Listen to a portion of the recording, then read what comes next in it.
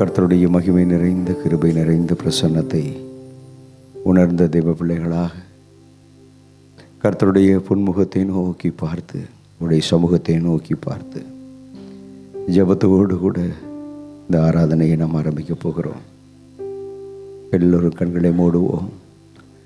கர்த்தருடைய சமூகத்தை நோக்கி பார்த்து உள்ளத்தின் ஆழத்திலிருந்து, ராஜா உம் பிரசன்னம் போதுமையா, எப்போதும் எனக்கு போதுமையா.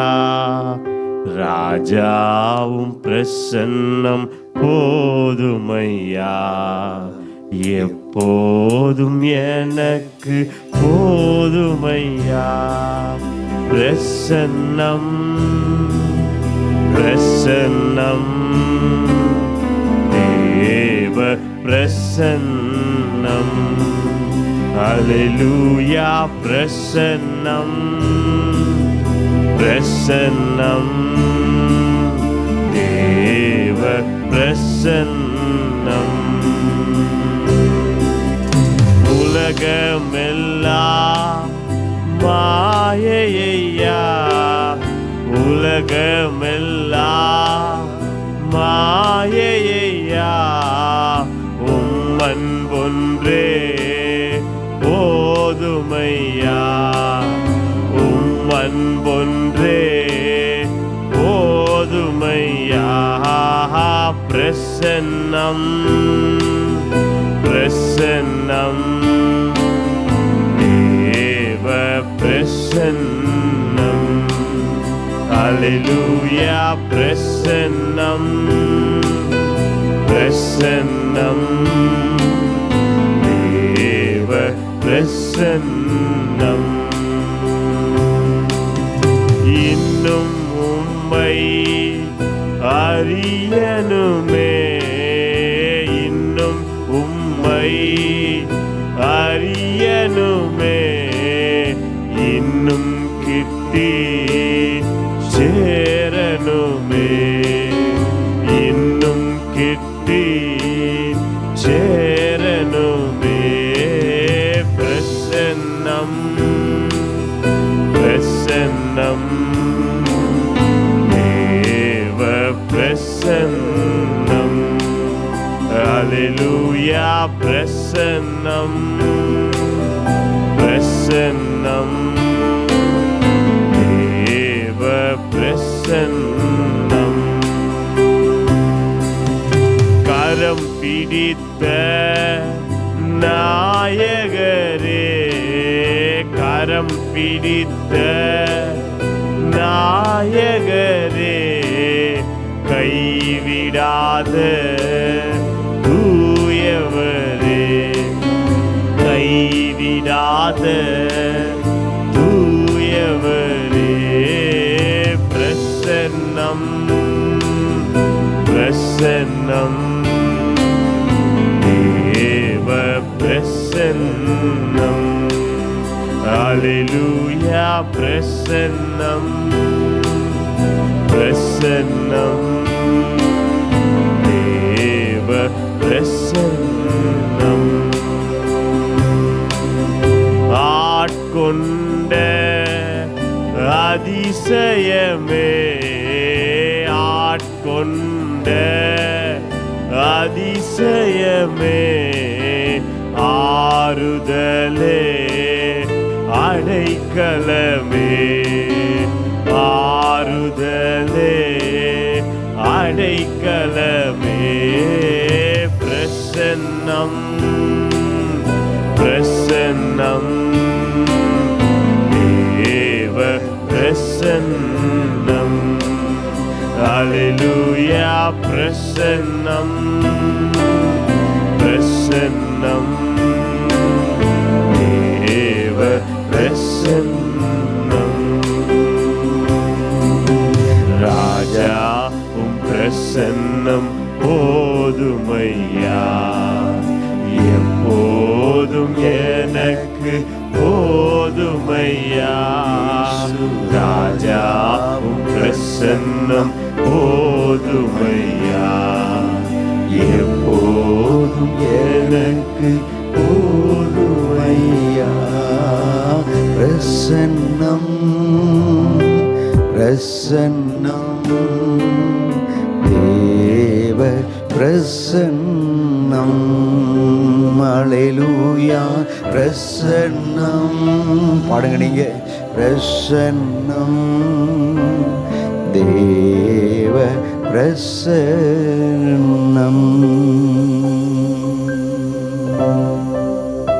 அப்பா, அவனுடைய மகிமை நிறைந்த பிரசன்னத்தோடு கூட இந்த மாலை ஆராதனையை நாங்கள் ஆரம்பிக்கிறோம். வந்திருக்கிற நம்முடைய பிள்ளைகள் எல்லாம் நம்முடைய பிரசன்னத்தினால் நிரப்பப்பட்டிருக்கிறபடியினால் உமக்கு ஸ்தோத்திரம். வந்து கொண்டிருக்கிற நம்முடைய பிள்ளைகளை ஆண்டவரே நீர் நம்முடைய பிரசன்னத்தினாலே நிரப்பி நடத்தி துரிதமாய் சீக்கிரம் கொண்டு வாங்க. இந்த நாளிலும் ஆண்டவரே நம்முடைய வல்ல வார்த்தைகளை கேட்டு ஆண்டவரே நாங்கள் அவையிலே பலனடைய, அல்லேலூயா, ஆத்துமாவிலே பலனடைய எங்களுக்கு உதவி செய்யும், கிருபை செய்யும். உடைய கிருபையின் கரத்தில் ஒப்பு கொடுக்கிறோம், அர்ப்பணிக்கிறோம். இயேசு கிறிஸ்துவின் நாமத்தில் பிதாவே, ஆமென், ஆமென், ஆமென். அல்லேலூயா, அல்லேலூயா. சரி, தொடர்ந்து ஒரு பாடலை நாம் கர்த்தருடைய சமூகத்தில் நாம் பாடப்போகிறோம். அதோ என் நேசர் இரத்த வெள்ளத்தில் என்று சொல்லி ஒரு அருமையான பாடல். அருமையான சகோதரர் இந்த பாடலை பாடும்போது கல்வாரி அன்பை உணர்ந்த தெய்வ பிள்ளைகளாக இந்த பாடலை எங்களோடு சேர்ந்து பாடி கர்த்தருடைய நாமத்தை மகிமைப்படுத்தும்படி கேட்கிறேன். ஆண்டவருடைய அன்பை உணர்ந்து இயேசு கிறிஸ்துவினுடைய கல்வாரி பிரசன்னத்தை உணர்ந்து இந்த பாடலை சேர்ந்து பாடுவோமா? அதோ என் நேசர் இரத்த வெள்ளத்தில் தொங்கினார் சிலுவையில், எந்தன் பாவங்கள் போக்கிடவே. அதோ என் இயேசு இரத்த வெள்ளத்தில் தொங்கினார் சிலுவையில், எந்தன் பாவங்கள் போக்கிடவே. அதோ என் நேசர் இரத்த வெள்ளத்தில்.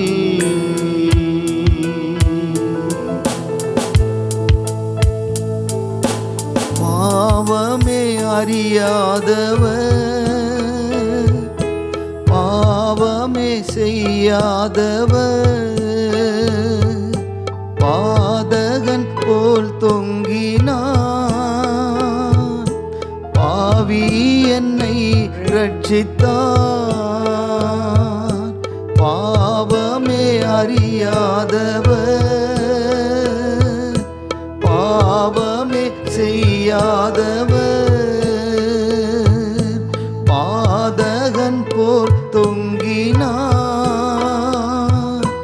பாவி என்னை ரட்சித்தார்.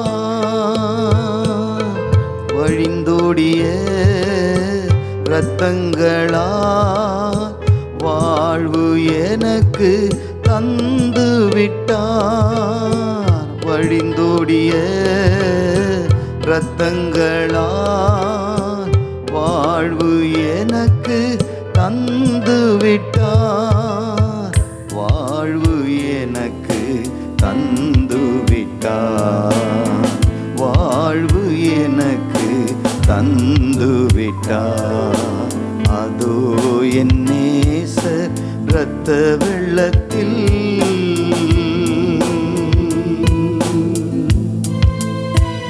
என் பாவ சாபங்களால் நொறுக்கப்பட்டாரே, இயேசு நான் செய்த துரோகங்களால் அவர் அல்லேலூயா அடிக்கப்பட்டாரே.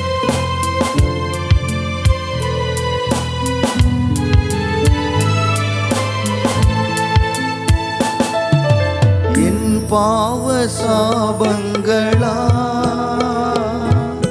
நொறுக்கப்பட்டார் இயேசு. நான் செய்த துரோகங்களா உடைக்கப்பட்டார் இயேசு.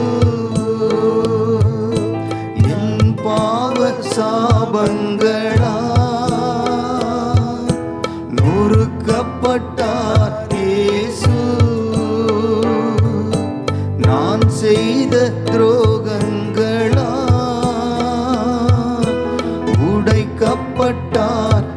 இயேசு சரீரம் எல்லாம் கிழிக்கப்பட்டார், காயங்களால் கதறி நின்றார். சரீரம் எல்லாம் கிழிக்கப்பட்டார், காயங்களால் கதறி நின்றார். காயங்களால் கதறி நின்றார். காயங்களால் கதறி நின்றார். அதோ என் நேச இரத்த வெள்ளத்தில் முள்முடி ஏற்றுக்கொண்டாரே, கோலினால் அடிக்கப்பட்டாரே, கொடூர ஆணிகளால் கோரமாய் துளைக்கப்பட்டாரே, அதில் உமிழப்பட்டார் அவர் முகத்தில், சிதைக்கப்பட்டார் அவர் உடலில்.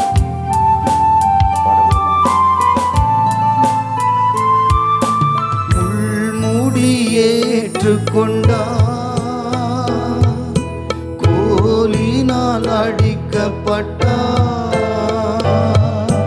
முள்முடி ஏற்றுக்கொண்டார், கோலினால் அடிக்கப்பட்டார்.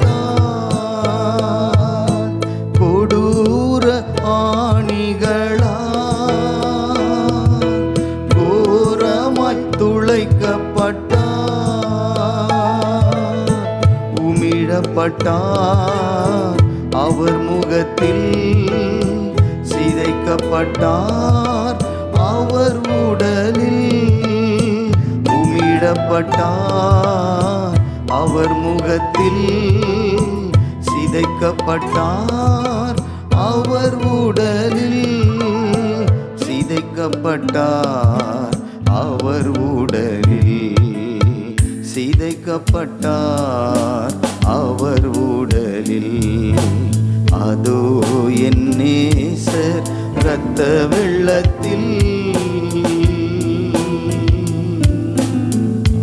மரித்தார், உயிர்த்தெழுந்தார், நம்பிக்கையை எனக்கு தந்தார். படுவோமா? வருத்தங்களால் தவிப்போம். ஓ ஹல்லேலூயா, வாருங்கள் இயேசுவிடம். இயேசுவை என்று மீட்பு இல்லை, இயேசுவை என்று வாழ்வே இல்லை என்று சொல்லி நாம் பாடும்போது, நமக்கு வாழ்வு தருவதற்காக இயேசு சிலுவையிலே அவர் ஜீவனை தந்தாரே. நானே வழியும் சத்தியமும் ஜீவனுமாய் இருக்கிறேன் என்று சொன்னவர், ஜீவன் தந்து உங்களை மீட்டெடுத்தவர் உங்களை வாழ வைப்பார். மரித்தார் உயிர் தெழுந்தார், நம்பிக்கை நமக்கு தந்தார். வருத்தங்களால் தவிப்போ, வாருங்கள் இயேசுவிடம். மரித்தார் உயிர் தெழுந்தார், நம்பிக்கை நமக்கு தந்தார். வருத்தங்களால் தவிப்போ, வாருங்கள் இயேசுவிடம். இயேசுவை அன்றி மீட்பு இல்லை, இயேசுவை அன்றி வாழ்வே இல்லை. இயேசுவை அன்றி மீட்பு இல்லை, இயேசுவை அன்றி வாழ்வே இல்லை. இயேசுவை அன்றி வாழ்வே இல்லை. இயேசுவை அன்றி வாழ்வே இல்லை. அதோ என் இயேசு இரத்த வெள்ளத்தில் தொங்கினார் சிலுவையில். எந்தன் பாவங்கள் போக்கிடவே, அதோ என் நேசர் இரத்த வெள்ளத்தில் தொங்கினார் சிலுவையில். எந்தன் பாவங்கள் போக்கிடவே, எந்தன் பாவங்கள் போக்கிடவே.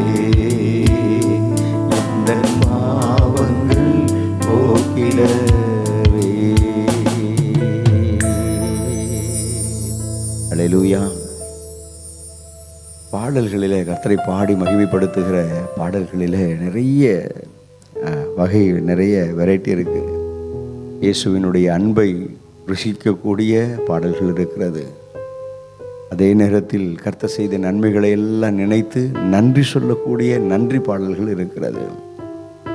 கர்த்தருடைய கிருபையை எண்ணி நினைத்து பாடுகிற பாடல்கள் உண்டு. அபிஷேகத்தின் வல்லமையினாலே என்னை நிரப்போன்னு சொல்லி கேட்கக்கூடிய பாடல்களும் உண்டு.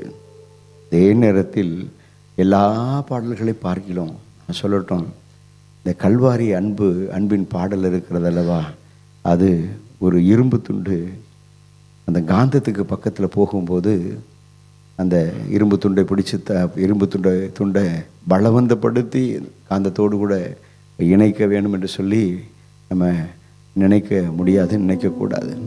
அந்த காந்தத்துக்கு பக்கத்தில் இரும்பு துண்டு கடந்து போகும்போதே அது எப்படி அந்த காந்தம் இரும்பை இழுத்து கொள்ளுமோ, அதுபோல என் ஆண்டவராகிய இயேசு சிலுவையில் அவர் உங்களுக்காக எனக்காக அவர் சிலுவையில் இரத்தம் சிந்தி முழு உலக ஜனத்தினுடைய பாவங்களையும் அவர் சுமந்து தீர்த்ததினாலே உங்களையும் என்னையும் அவர் இழுத்து கொண்டார். அல்லேலூயா, அல்லேலூயா.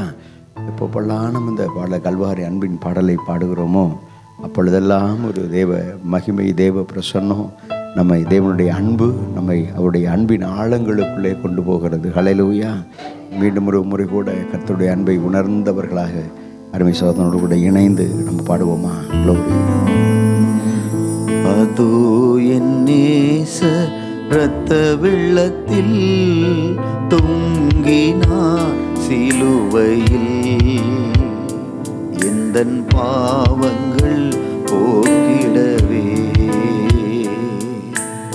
அதோ என் இயேசு இரத்த வெள்ளத்தில் தொங்கினார் சிலுவையில், எந்தன் பாவங்கள் போக்கிடவே, எந்தன் பாவங்கள் போக்கிடவே, எந்தன் பாவங்கள் போக்கிடவே. இயேசு கிறிஸ்து இரத்த வெள்ளத்தில் அவர் தொங்கினது எதற்காக? இந்த பாடலின் வார்த்தைகள் சொல்லுகிறது, எந்தன் பாவங்கள் போக்கிடவே. அல்லேலூயா. சமீபத்தில் 2 நாளைக்கு முன்னாடி ஒரு வீட்டாரை சந்திக்கும்படி கடந்து போயிருந்த போது அந்த வீட்டில் அவங்களுடைய காரியங்களை எல்லாம் அறிந்து அவர்களுக்காக ஜெபித்து கொண்டிருந்த போது அந்த வீட்டில் இருந்த பக்கத்தில் அக்கம் பக்கத்தில் இருந்தவங்களாம் 2 பேராக கூட்டிகிட்டு வந்துட்டாங்க. அந்த வீட்டார், இவங்களுக்கு இந்த காரியத்துக்காக ஜெபம் பண்ணணும், அவங்களுக்கு அதுக்காக ஜெபம் பண்ணணும், ஜெபம் பண்ணுங்க பாஸ்டர்னு சொல்லி நான் என்னுடைய மனைவியும் அங்கே போயிருந்த போது இந்த வார்த்தைகளை சொல்ல ஆரம்பித்தாங்க. அப்போது ஒரு சகோதரி தன்னுடைய கணவனை இழந்து சமீபத்தில் தான் அவர் இறந்துட்டாராம். அவருடைய ஒரே மகன், ஒரே பையன் தான், வேறு பிள்ளை இல்லை. அந்த ஒரு பையன் நல்லா படிச்சிருக்கிறாரு, MBA முடிச்சிருக்கிறாரு, நல்ல ஒரு கம்பெனியில் 1 லட்சம் ரூபா சம்பளம் வாங்கக்கூடிய அளவுக்கு அவர் வேலை செஞ்சுட்டு இருந்திருக்கிறாரு. ஆனால் அவங்க சொன்ன காரியம், ஃபஸ்ட்டு திருமணமானது, என் மகனுக்கு திருமணம் பண்ணி வச்சேன், 10 நாட்கள் கூட இல்லை, 6 நாட்கள் கூட இல்லை, அந்த பெண் எங்கள் வீட்டில் இருந்தது. அது என்னுடைய பையனை விட்டு போயிடுச்சு. அவன் என்னுடைய பையனை பிடிக்கல அப்படின்ட்டு போயிடுச்சு. அதுக்கு பிற்பாடு என்னுடைய மகன் பயங்கரமாக குடிக்க ஆரம்பிச்சிட்டான். வேலைக்கு போகலை, பயங்கரமான குடி பழக்கம். அவனால் எங்களுக்கு பயங்கர பிரச்சனை. ஒரு 2 பிள்ளைகள் இருந்தால் ஒரு பிள்ளை எப்படி கஷ்டத்தை கொடுத்தானா இன்னொரு பிள்ளையாவது ஆறுதல் படுத்துவானே என்று இருக்கும். ஆனால் எங்களுக்கு ஒரே பிள்ளை தான், ஒரே ஆண் மகன். அப்படி இருக்கிற அந்த காலகட்டத்தில் இதையே நினைத்து என்னுடைய கணவனாருக்கு திடீரென்று ஹை சுகர் காணப்பட்டது. அவருடைய முதலாவது கையில் இருக்கக்கூடிய விரலை தரிச்சாங்க, காலில் இருக்கக்கூடிய விரலை கட் பண்ணக்கூடிய சூழ்நிலை. அதற்கு பிற்பாடு காலையே வெட்டி எடுக்கக்கூடிய நிலைமை. அவ்வளோ ஹை சுகர் இருந்தது. 82 நாட்கள் என்னுடைய கணவர் கஷ்டப்பட்டார். அதுக்கு பிறகு இறந்துட்டார். இப்போ அந்த சகோதரி சொல்கிறாங்க, எனக்கு வீட்டில் நிம்மதியே இல்லை, வீட்டில் அந்த பையன் அப்படி கிடக்கிறானே, அவனுடைய வாழ்க்கை இப்படி இருக்க, என்னுடைய கணவர் என்னை விட்டு போயிட்டாரே அப்படின்னு சொல்லி அந்த சகோதரி சொன்னபோது நானும் என்னுடைய மனைவி அவங்களுக்கு சொன்ன ஒரே ஒரு வார்த்தை, இந்த இக்கட்டான இந்த நெருக்கமான சூழ்நிலையிலிருந்து உங்களுக்கு விடுதலை கொடுக்கக்கூடியவர் இயேசு ஒருவரே. ஹல்லேலூயா, ஹல்லேலூயா. அந்த கடைசி சரணத்தை போடுங்க தம்பி, அந்த கடைசி சரணத்தை போடுங்க. இயேசு கிறிஸ்து உங்களுக்காக எனக்காக அவர் வாழ்வு கொடுப்பதற்காக, அப்படிதான் அந்த வார்த்தைகள் எழுதப்பட்டிருக்கு. அவர் மரித்தார், உயிர்த்தெழுந்தார், நமக்கு நித்திய ஜீவன் உண்டு என்ற நம்பிக்கையை தந்தார். வருத்தங்களால் தவிக்கிற யாராயிருந்தாலும் இயேசு கிறிஸ்துவிடத்தில் வந்தார். அந்த வார்த்தைகள் பின்னாடி சொல்லப்பட்டிருக்கிறது. இயேசுவை அன்றி மீட்பில்லை, இயேசுவை அன்றி வாழ்வே இல்லை அப்படின்னு சொல்லுகிற வண்ணமாக அந்த சகோதரி, இயேசுவை அறியாத சகோதரி தான், ஒரே ஒரு வார்த்தை தான் சொன்னம்மா, உங்களுக்கு ஆறுதல் படுத்த அந்த இயேசுன்ற நாமத்தை சொல்லுங்க, இயேசுவேன்னு சொல்லி கூப்பிடுங்க, இயேசுவே எனக்கு உதவி செய்யும்னு சொல்லி கூப்பிடுங்க என்று சொல்லி அவர்களுக்காக சொல்லி ஜெபித்தோம். இன்னொரு சகோதரி சொன்னாங்க, அவங்க வந்தவங்க, என் வீட்டில் நான் ஒரு ஆள் தான் இயேசுவை ரகசியமாய் அறிந்து வைத்திருக்கிறேன். என்னுடைய வேலை ஸ்தலங்களில், நான் வேலைக்கு போகக்கூடிய இடங்களில் அங்கே இருக்கக்கூடியவங்கெல்லாம் என்னை கூப்பிட்டு என்னோடு கூட இணைந்து ஜெபம் பண்ணி என்னை ஆண்டவருடைய அன்பை ருசிக்க வச்சுட்டாங்க. ஆனால் பைபிள் படிக்க முடியாது, வீட்டில் வேறு எந்த ஆவிக்குரிய புத்தகங்களும் வாசிக்க முடியாது. எல்லாம் நான் வேலை செய்யக்கூடிய வேலை ஸ்தலத்தில் வச்சுருக்கிறேன். பைபிளை வாசிக்கணும்னு ஆசைப்பட்டால் கூட முடியாது அப்படின்னு ஆண்டவருடைய அன்பை உணர்ந்தவர்களாக அந்த சகோதரி சொன்னாங்க. எங்களோடு கூட இணைந்து ஜெபம் பண்ணிவிட்டு அவங்க கடந்து போனாங்க. தெய்வ பிள்ளைகளே, அதுபோல் இந்த வசனத்தில் வார்த்தையில் சொல்லப்பட்டிருக்க வார்த்தையின்படி இயேசு இல்லாமல் ரட்சிப்பு இல்லை, இயேசு இல்லாமல் வாழ்வே இல்லை. ஹல்லேலூயா. யாராவது இயேசு இல்லாமல் எனக்கு நான் ரட்சிக்கப்பட்டுருவேன் அப்படின்னு சொல்ல முடியுமா? முடியாது. இயேசு சொன்னார், நானே வழியும் சத்தியமும் ஜீவனுமாயிருக்கிறேன். இயேசு சொன்ன ஒரே ஒரு வார்த்தை, நானே வழி, ஐ ஆம் தட் வே, நானே வழி ஆண்டவர் சொன்னார். எனவே தேவ பிள்ளைகளை, இந்த கல்வாரி அன்பை உணர்ந்து மீண்டுமாக நம்ம பாடப்போகிறோம். பாடுவோமா? க்ளோரி. என் நேச இரத்த வெள்ளத்தில் தொங்கினார் சிலுவையில், எந்தன் பாவங்கள் போக்கிடவே. அதோ என் இயேசு இரத்த வெள்ளத்தில் தொங்கினார் சிலுவையில், எந்தன் பாவங்கள் போக்கிடவே. அதோ என் நேச இரத்த வெள்ளத்தில், பாவமே அறியாதவர், பாவமே அறியாதவர்,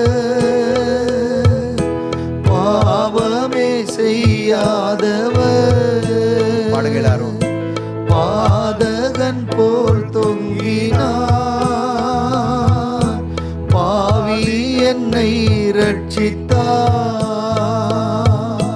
பாவமே அறியாதவர், பாவமே செய்யாதவர், பாதகன் போல் தொங்கினார், பாவி என்னை ரட்சித்தார். வழிந்தோடிய இரத்தங்களால் வாழ்வு எனக்கு தந்து விட்டார்.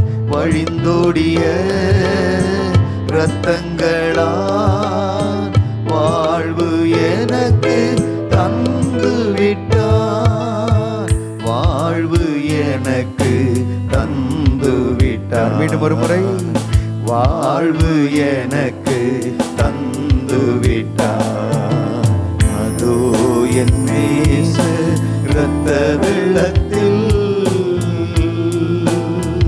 என் பாவ சாபங்களால், பாடுவோமா? என் பாவ சாபங்களால் நொறுக்கப்பட்டார் இயேசு. நான் செய்த துரோகங்களால் உடைக்கப்பட்டார் இயேசு.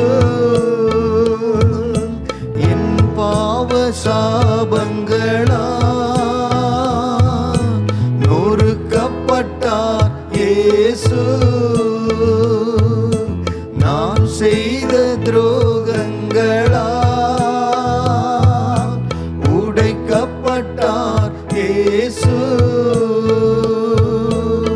சரீரம் எல்லாம் கிழிக்கப்பட்டார், காயங்களால் கதறி நின்றார். சரீரம் எல்லாம் கிழிக்கப்பட்டார், காயங்களால் கதறி நின்றார். காயங்களால் கதறி நின்றார், காயங்களால் கதறி நின்றார். அதோ என் நேசர் இரத்த வெள்ளத்தில் முள்முடி ஏற்றுக்கொண்டார்,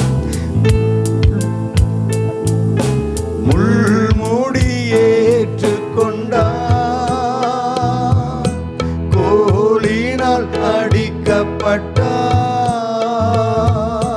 கொடூர ஆணிகளால் கோரமாய் துளைக்கப்பட்டார். முள்முடி ஏற்றுக்கொண்டார், கோலினால் அடிக்கப்பட்டார், கொடூர ஆணிகளால் கோரமாய் துளைக்கப்பட்டார். உமிழப்பட்டார் அவர் முகத்தில், சிதைக்கப்பட்டார் அவர் உடலில். உமிழப்பட்டார் அவர் முகத்தில், சிதைக்கப்பட்டார் அவர் உடலில். சிதைக்கப்பட்டார் அவர் உடலில், சிதைக்கப்பட்டார் அவர் உடலில். அதோ என் நேசர் இரத்த வெள்ளத்தில் மரித்தார், உயிர்த்தெழுந்தார், நம்பிக்கையை நமக்கு தந்தார். அப்படி எளிமை நின்று பாடுவோம் எல்லாரும். மரித்தார், உயிர்த்தெழுந்தார், உணர்ந்து சொல்லுங்க எல்லாரும். நம்பிக்கை நமக்கு தந்தார், வருத்தங்களால் தவிப்போர் வாருங்கள் இயேசுவிடம். மரித்தார், உயிர்த்தெழுந்தார், நம்பிக்கை நமக்கு தந்தார், வருத்தங்களால் தவிப்போர் வாருங்கள் இயேசுவிடம். இயேசுவை அன்றி மீட்பு இல்லை, இயேசுவை அன்றி வாழ்வே இல்லை. இயேசுவை அன்றி மீட்பு இல்லை, இயேசுவை அன்றி வாழ்வே இல்லை. இயேசுவை அன்றி வாழ்வே இல்லை, இயேசுவை அன்றி வாழ்வே இல்லை. இயேசுவை அன்றி வாழ்வே இல்லை. அதோ என் நேசர் இரத்த வெள்ளத்தில் அப்படியே சிலுவையை நோக்கி பார்த்து, சிலுவையில் நம் ஆண்டவராக இயேசு கிறிஸ்து உங்களுக்காக எனக்காக அடிக்கப்பட்டார், நொறுக்கப்பட்டார், மரித்து அடக்கம் பண்ணப்பட்டார், 3ஆம் நாள் ஜீவனோடு கூட உயிர்த்தெழுந்தார், நம்பிக்கையை நமக்கு தந்தார்.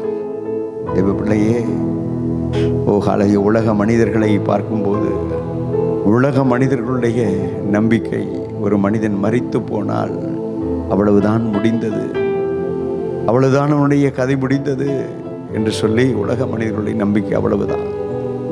ஆனால் இயேசு கிறிஸ்துவை சொந்த இரட்சகராக ஏற்றுக்கொண்ட தெய்வ பிள்ளைகளாகிய உங்களுக்கும் எனக்கும் ஒரு நம்பிக்கை. ஓ ஹல்லேலூயா! ஆண்டவராகிய இயேசு கிறிஸ்து வரும்போது அவரோடு கூட நாம் ஹல்லேலூயா அவரை சந்திக்கும்படி ஜீவனோடு கூட இருக்கிறவர்கள் எடுத்துக்கொள்ளப்படுவார்கள். ஹல்லேலூயா! மரித்தவர்கள் கிறிஸ்துவுக்குள் முதலாவது எழுந்திருப்பார்கள் என்ற வாக்கின்படி அந்த நம்பிக்கையை கர்த்தர் நமக்கு தந்திருக்கிறார். தேவ பிள்ளைகளே, இந்த நாளில் நான் சொல்லட்டும், இந்த பாடலை பாடிக்கொண்டிருக்கும் போது, ஓ ஹல்லேலூயா, அந்த பாடலை பாடிக்கொண்டிருக்கும் போது நம்பிக்கையை நமக்கு தந்தார் என்று ஒரு வார்த்தை, அந்த வார்த்தையை நாம் பாடும்போதே, பாடிக்கொண்டிருக்கும் போதே என்னுடைய வாழ்க்கையில், ஓ ஹல்லேலூயா, 89வது வருஷம் இயேசுவை சொந்த இரட்சகராக நான் ஏற்றுக்கொண்ட அந்த நாட்களில், ஓ என்னுடைய நம்பிக்கை, உலகத்தாருடைய நம்பிக்கை, இதெல்லாம் பார்க்கும்போது தேவ பிள்ளைகளே, உலகத்தாருடைய நம்பிக்கை என்ன தெரியுங்களா?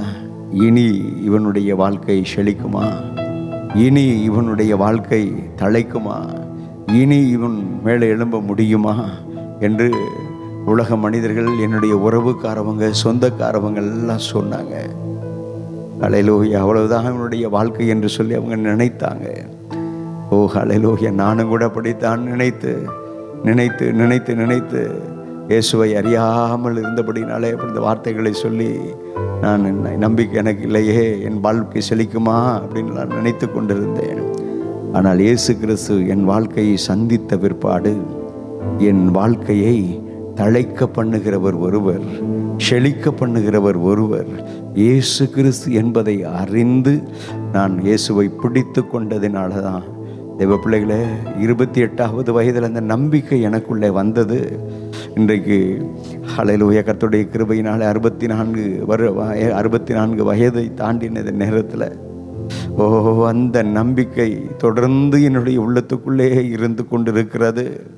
இதுவரைக்கும் என் குடும்பத்தை நடத்தினார், என் குடும்பத்தை நடத்தினார், என்னை நடத்தினார். ஓ என்னை போஷித்தார், என்னை உடுத்துவித்தார், என்னுடைய ஜபங்களை எல்லாம் கர்த்தர் கேட்டார். என்னை நடத்தி கொண்டு வருகிற கர்த்தருக்கு ஓ ஹல்லேலூயா நன்றி சொல்லுகிற இந்த நேரத்தில், யாராகிலும் நீங்கள் நம்பிக்கை இல்லாமல் இந்த இடத்தில் நின்று கொண்டிருப்பீர்களே, ஆனால் மீண்டும் ஒரு முறை கூட அந்த பாடலை பாடப்போகிறோம். மரித்தார், உயிர்த்தெழுந்தார், நம்பிக்கையை எனக்கும் உங்களுக்கும் தந்தவர், ஒருபோதும் உங்களை அவர் கைவிட மாட்டார். பாடுவோமா? க்ளோரி. மரித்தார், உயிர்த்தெழுந்தார், நம்பிக்கை நமக்கு தந்தார், வருத்தங்களால் தவிப்போர் வாருங்கள் இயேசுவிடம். மரித்தார், உயிர்த்தெழுந்தார், நம்பிக்கை எனக்கு தந்தார், வருத்தங்களா தவிப்போர் வாருங்கள் இயேசுவிடம். இயேசுவை அன்றி மீட்பு இல்லை, இயேசுவை அன்றி வாழ்வே இல்லை, இயேசுவை அன்றி மீட்பு இல்லை, இயேசுவை அன்றி வாழ்வே இல்லை, இயேசுவை அன்றி வாழ்வே இல்லை, இயேசுவை அன்றி வாழ்வே இல்லை. கரங்களை உயர்த்தி சொல்லுங்க. இயேசுவை அன்றி வாழ்வே இல்லை எனக்கு, இயேசுவை அன்றி வாழ்வே இல்லை, இயேசுவை அன்றி வாழ்வே இல்லை. கரங்களை உயர்த்தி, இயேசுவை அன்றி எனக்கு வழியும் இல்லை, எனக்கு வாழ்வே இல்லை என்று சொன்ன தேவ பிள்ளையே, கரங்களை உயர்த்தி இயேசுவை நோக்கி பார்த்து நீ சொன்ன வார்த்தையை கர்த்தர் அறிந்திருக்கிறார். எனவே 2 கரங்களையும் தட்டி, ஆண்டவரே உம்மை சார்ந்து கொள்ள, உம்மை ஹல்லேலூயா பிடித்து கொள்ள கர்த்தர் நீர் எனக்கு கிருபை தந்து, கிருபையாய் கர்த்தர் நீர் நடத்தி வந்தீரே, உமக்கு ஸ்தோத்திரம் என்று சொல்லி கர்த்தர் கொடுத்த விலையேறப்பட்ட ரட்சிப்புக்காக மகிழ்வோம், மகிழ்வோம், தினமாக மகிழ்வோம், இயேசு ராஜன் என் சொந்தமாயினார். மகிழ்வோம், மகிழ்வோம், தினமாக மகிழ்வோம், இயேசு ராஜன் என் சொந்தமாயினார். இந்த பாதாளத்தின் சொந்தக்காரர் அவர், எந்தன் உள்ளத்தின் சொந்தமானார். சொல்லுங்க. இந்த பாதலத்தின் சொந்தக்காரர் அவர், எந்தன் உள்ளத்தின் சொந்தமானார். ஆனந்தமே பரமானந்தமே, இது மாபெரும் பாக்கியமே. ஆனந்தமே பரமானந்தமே, இது மாபெரும் பாக்கியமே. இந்த பாதலத்தின் சொந்தக்காரர் அவர், எந்தன் உள்ளத்தின் சொந்தமானார். கரங்களை தட்டி. இந்த பாதலத்தின் சொந்தக்காரர் அவர், எந்தன் உள்ளத்தின் சொந்தமானார். சந்தோஷம் பொங்குதே, சந்தோஷம் பொங்குதே, சந்தோஷம் எண்ணில் பொங்குதே. அல்லேலூயா. இயேசு என்னை ரட்சித்தார், முற்றும் என்னை மாற்றினார். சந்தோஷம் எண்ணில் பொங்குதே. வழி தப்பி நான் தெரிந்தேன், பாவ பாடையாதை சுமந்தடைந்தேன். பாடுக. வழி தப்பி நான் தெரிந்தேன், பாவ பாழியாதை சுமந்தடைந்தேன். அவர் அன்பு கூறாளே அழைத்தது என்னையே, அவர் அன்பு கூறாளே அழைத்தது என்னையே. அந்த இன்ப நாளில் எந்த பாவம் நீங்கிற்று, அந்த இன்ப நாளில் எந்த பாவம் நீங்கிற்று. சந்தோஷம் பொங்குதே, சந்தோஷம் பொங்குதே, சந்தோஷம் எண்ணில் பொங்குதே.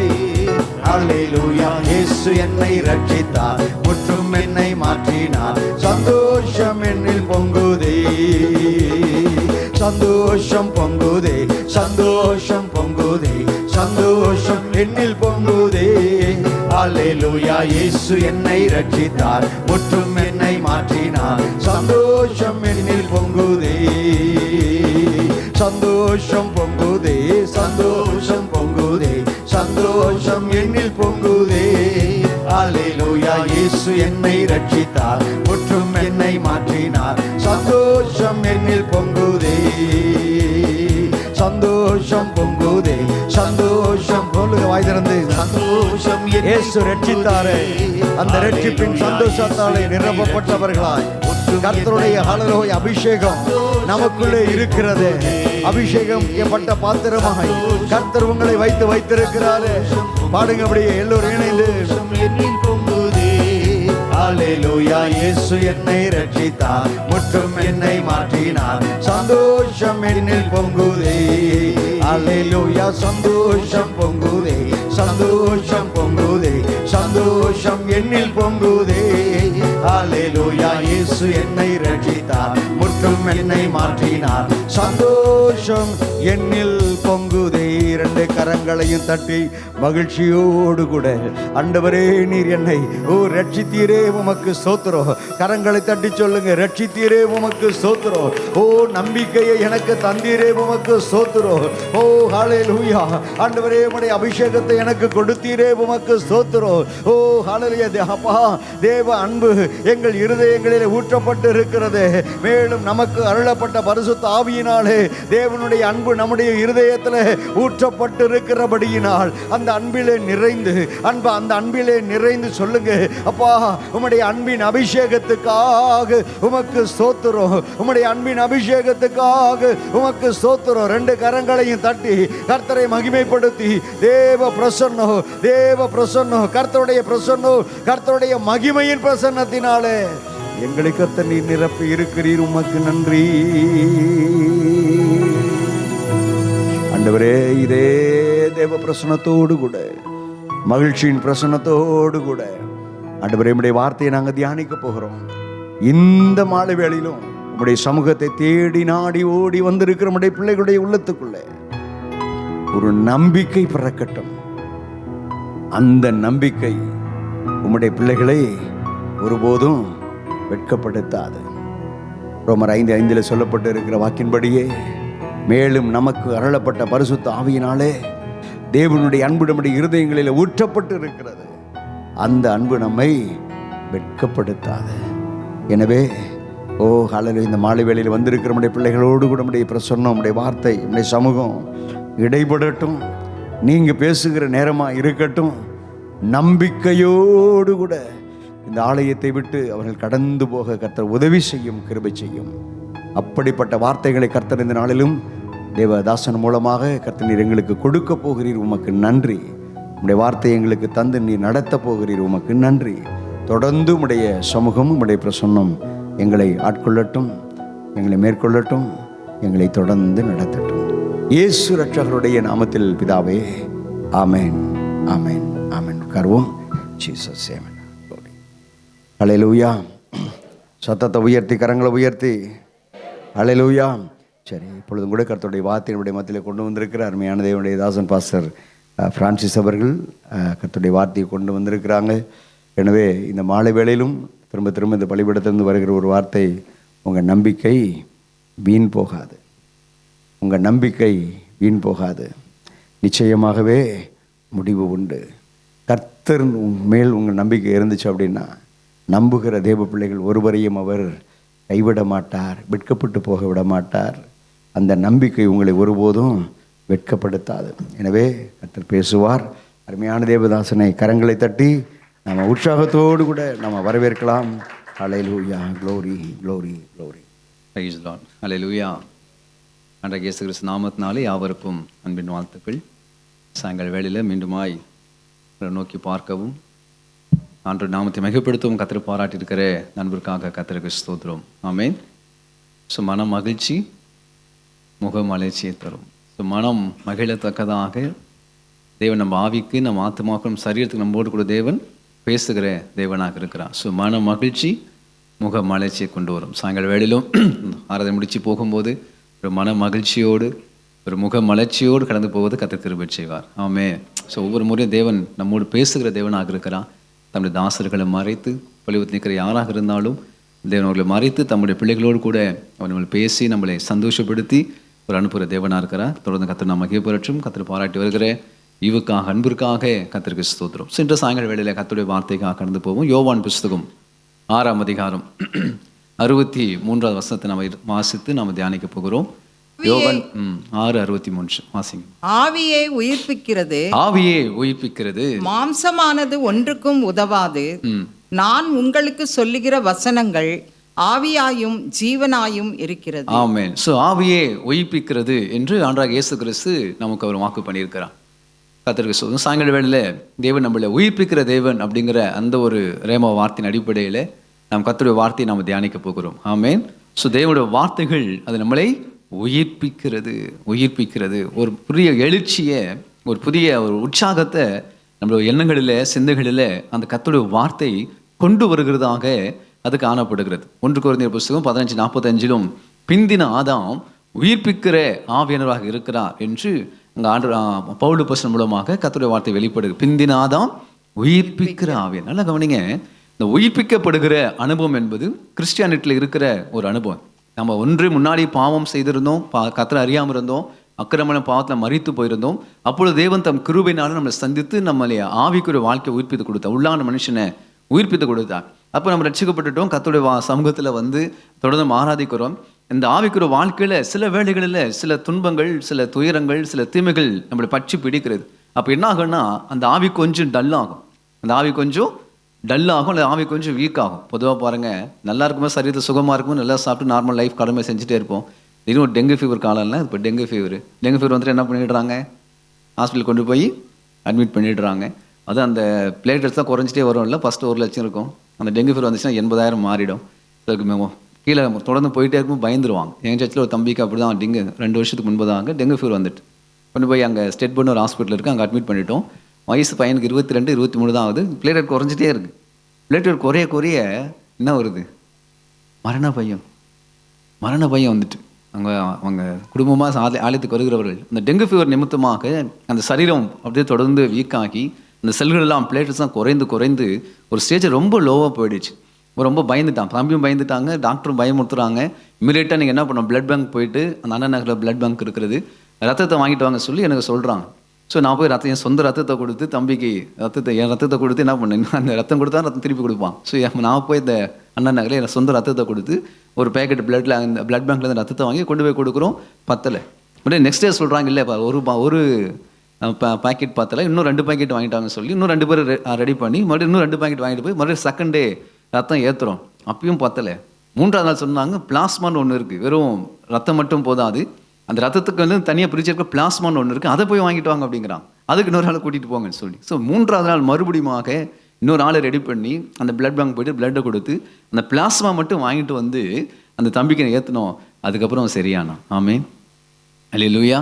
ஸோ கர்த்தருடைய பிள்ளைகளே கவனிங்க, நம்ம ஆவிக்குரிய வாழ்க்கையில் கர்த்தரால் உயிர்ப்பிக்கப்படுகிற பொழுது மிகப்பெரிய சந்தோஷம் வருகிறது, ஒரு எழுச்சி வருகிறது, ஒரு உற்சாகம் வருகிறது, ஒரு பலன் வருகிறது, ஒரு ஆரோக்கியம் வருகிறது. நாம் தேவனுக்குள் பலப்படுகிறோம், உயிர்ப்பிக்கப்படுகிறோம், ஆசீர்வதிக்கப்படுகிறோம், உற்சாகம் அடைகிறோம், தேவனுக்காக தொடர்ந்து ஓட ஆரம்பிக்கிறோம். இந்த ஸ்பிரிச்சுவல் லைஃப்ல ஓடிக்கொண்டிருக்கிற பொழுது ஒரு ஸ்டேஜுக்கு அப்புறம் இந்த டெங்கு ஃபீவர் மாதிரி வைரஸ், டெங்கு வைரஸ் மாதிரி சில பிரச்சனைகள், சில போராட்டங்கள், சில தீமைகளை வாழ்க்கையில் அட்டாக் பண்ணுகிற பொழுது அது அப்படியே ஸ்லோவாகும்.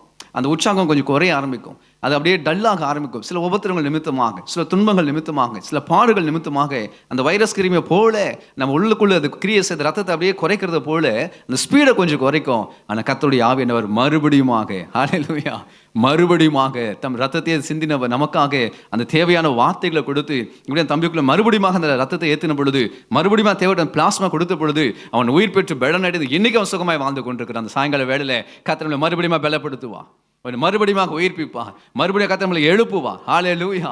கர்த்தர் பிள்ளைகள் சோர்ந்து போக கர்த்தர் விடவே மாட்டார். நம்ம விளைவிடப்பட்டு கர்த்தர் அனுமதி, ஒரு வேளை சில காரியம் டெம்பரரி சில காரியம் அனுமதிச்சாலும் ஏற்ற நேரத்தில் நம்முடைய வளமை கொண்டு கர்த்தர் நம்மளை உயிர்ப்பித்து நம்மளை எழுப்பி நம்ம பலனாய் வாழ வைப்பார். ஹல்லேலூயா. மன மகிழ்ச்சி முகமலர்ச்சியை தரும், முகமலர்ச்சியை தரும். கர்த்தர் நிச்சயமாக முகமளந்து கர்த்தரை துதிப்பதற்கு, முகமளந்து அவரை நேசிப்பதற்கு, எந்த சூழ்நிலையிலும் அவரை பற்றி பிடித்துக் கொள்வதற்கு கர்த்தர் அனுக்கிரகம் செய்வார். சொந்த போகாதிருங்கள். ஆமென், ஹல்லேலூயா. ஆதியாகமம் புஸ்தகத்தை வாசிக்கிறோம் 45, 27, 28 கர்த்தருக்கு ஸ்தோத்திரம். யாக்கோபு குறித்து அங்கே சொல்லப்பட்டிருக்கிறது. யோசேப்பு 17ஆவது வயதில் சொந்த சகோதரர் மூலமாக அவன் தூக்கி குழியில் போடப்பட்டு விற்கப்பட்டு அவன் எகிப்துக்கு போய் விடுகிறான். ஒரு சின்ன பொய்யை சொல்லி தகப்பனை ஏமாத்திட்டாங்க, சின்ன ஒரு ட்ராமா பண்ணி அப்பா கிட்ட ஏமாத்திட்டாங்க, அவன் செத்து போயிட்டான்னு சொல்கிற மாதிரி ஒரு நியூஸ் அவருக்கு துட்செய்தி யாக்கோபுக்குள்ள கடந்து போய்விட்டது. ஸோ அந்த துட்செய்தி நிமித்தமாக அந்த யாக்கோபுடைய உள்ளான மனுஷன் யோசேப்பை குறித்து மரித்து போயிருந்தது. கிட்டத்தட்ட 22 ஆண்டுகளுக்கு பிறகு மறுபடியும் அதே சொந்த சகோதரர் மறுபடியும் சொல்கிறாங்க, யோசேப்பு சாகலை, அவன் உயிரோடு இருக்கிறான். அல்லேலூயா. எந்த வாய் வந்து அப்பா கிட்ட யோசேப்பு செத்துட்டான்னு சொன்னாங்களோ 20 ஆண்டுகள் கழித்து அதே வாயினால இல்லை அதே யோசேப்பு உயிரோடு இருக்கான்னு கர்த்தர் சொல்ல வைத்தான். அந்த துட்செய்தியை கேட்ட பொழுது யாக்கோபுடைய ஆவியை மரித்து போனது, அவனை குறித்து கலங்கினது, அதை குறித்து அவன் வேதனைப்பட்டான், துக்கப்பட்டான், சஞ்சலப்பட்டான். ஆனால் மறுபடியும் ஒரு நற்செய்தி வந்த பொழுது வேதம் சொல்லுகிறது, அவர்கள் தகப்பனாக யாக்கோபின் ஆவி உயிர்த்தது. அப்போ கவனிங்க, ஒரு துட்செய்தி நம்மளை சோர்ந்து போக பண்ணுகிறது, செத்த முகமாய் நம்ம முகத்தை மாற்றி விடுகிறது. சில நாம் அனுமதிக்க நாம் கேள்விப்படுகிற சில செய்திகள், நாம் கடந்து போகிற சில கடினமான பாதைகள், சில கடின அனுபவங்கள் நம்ம ஆவியை சோர்ந்து போக பண்ணுகிறது, உள்ளான மனுஷனை சோர்ந்து போக பண்ணுகிறது, இந்த ஸ்பிரிச்சுவல் லைஃபை சோர்ந்து போக பண்ணுகிறது. ஆனால் கர்த்தர் பேசுகிற நற்செய்தி நம்மளை உயிர்ப்பித்து விடுகிறது. ஆமென்.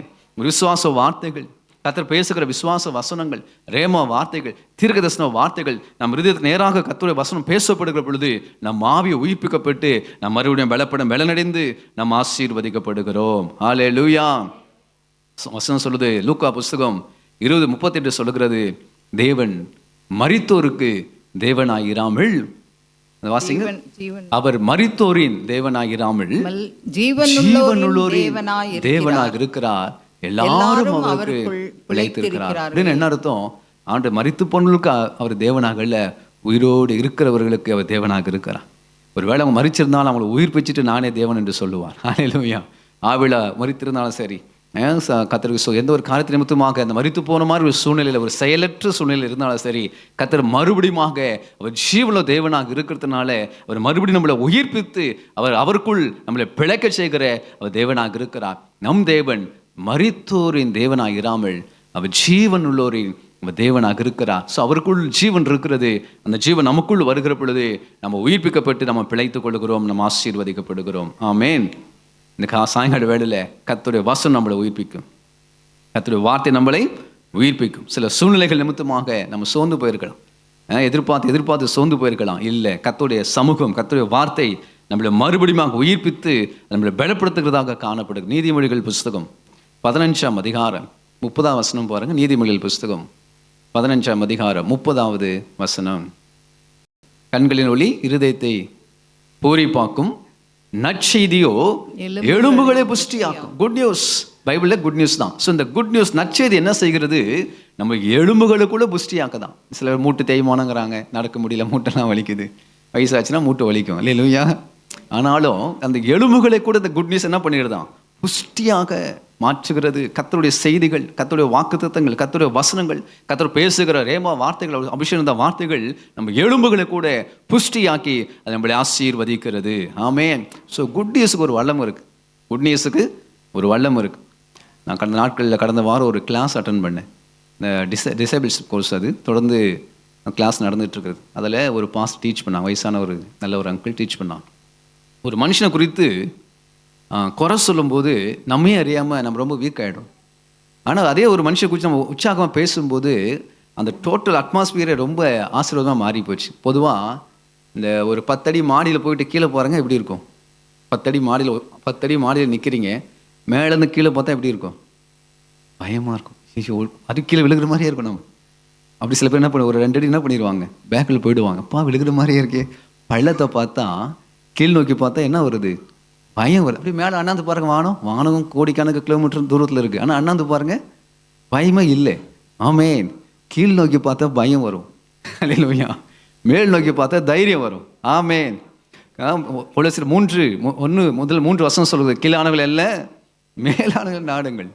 மேலானவர்கள் நாடு. குட் நியூஸ் என்ன செய்யுது? எலும்புகளை புஷ்டியாக்குறது. ஸோ ஒரு மனுஷன் நம்ம உற்சாகப்படுத்துகிற பொழுது, அவளை குறித்து நல்ல காரியங்களை பேசுகிற பொழுது, நற்செய்திகள் நம்மளை உற்சாகப்படுத்துகிறது, நற்செய்திகள் நம்மளை புஷ்டியாக்குகிறது, நற்செய்திகள் நம்மளை பலப்படுத்துகிறது. கர்த்தருக்கு ஸ்தோத்திரம். யார் நற்செய்தி? இயேசுவே நற்செய்தி. இயேசு குறித்து பேசுவதே நற்செய்தி. அவருடைய வசனங்களே நமக்கு நற்செய்தியாக இருக்கிறது. ஸோ இயேசு குறித்து ஒவ்வொருவரும் நம்ம கேள்விப்படுகிற பொழுதும் நம்ம ஆவியாத்ம சரீரத்தில் ஒரு பலன், ஒரு புஷ்டி, ஒரு ஸ்ட்ரென்த் வந்து நம்மளை அது நிரப்புகிறது. அதே நீதிமொழி புஸ்தகம் 25 வாசித்து பாருங்க. 25ஆம் அதிகாரம் 25வது வசனம். தூர தேசத்திலிருந்து வரும் நற்செய்தி விடாய்த்த ஆத்துமாவுக்கு கிடைக்கும் குளிர்ந்த தண்ணீருக்கு சமானம். சில பேர் இந்த சம்மர்ல கோல்டு வாட்டர் சாப்பிடுவாங்களே, சில் வாட்டர் சாப்பிடுவாங்க. ஏன்னா வெளியில 40 டிகிரி செல்சியஸ் 36, 40, 42 வரைக்கும் போயிடுது.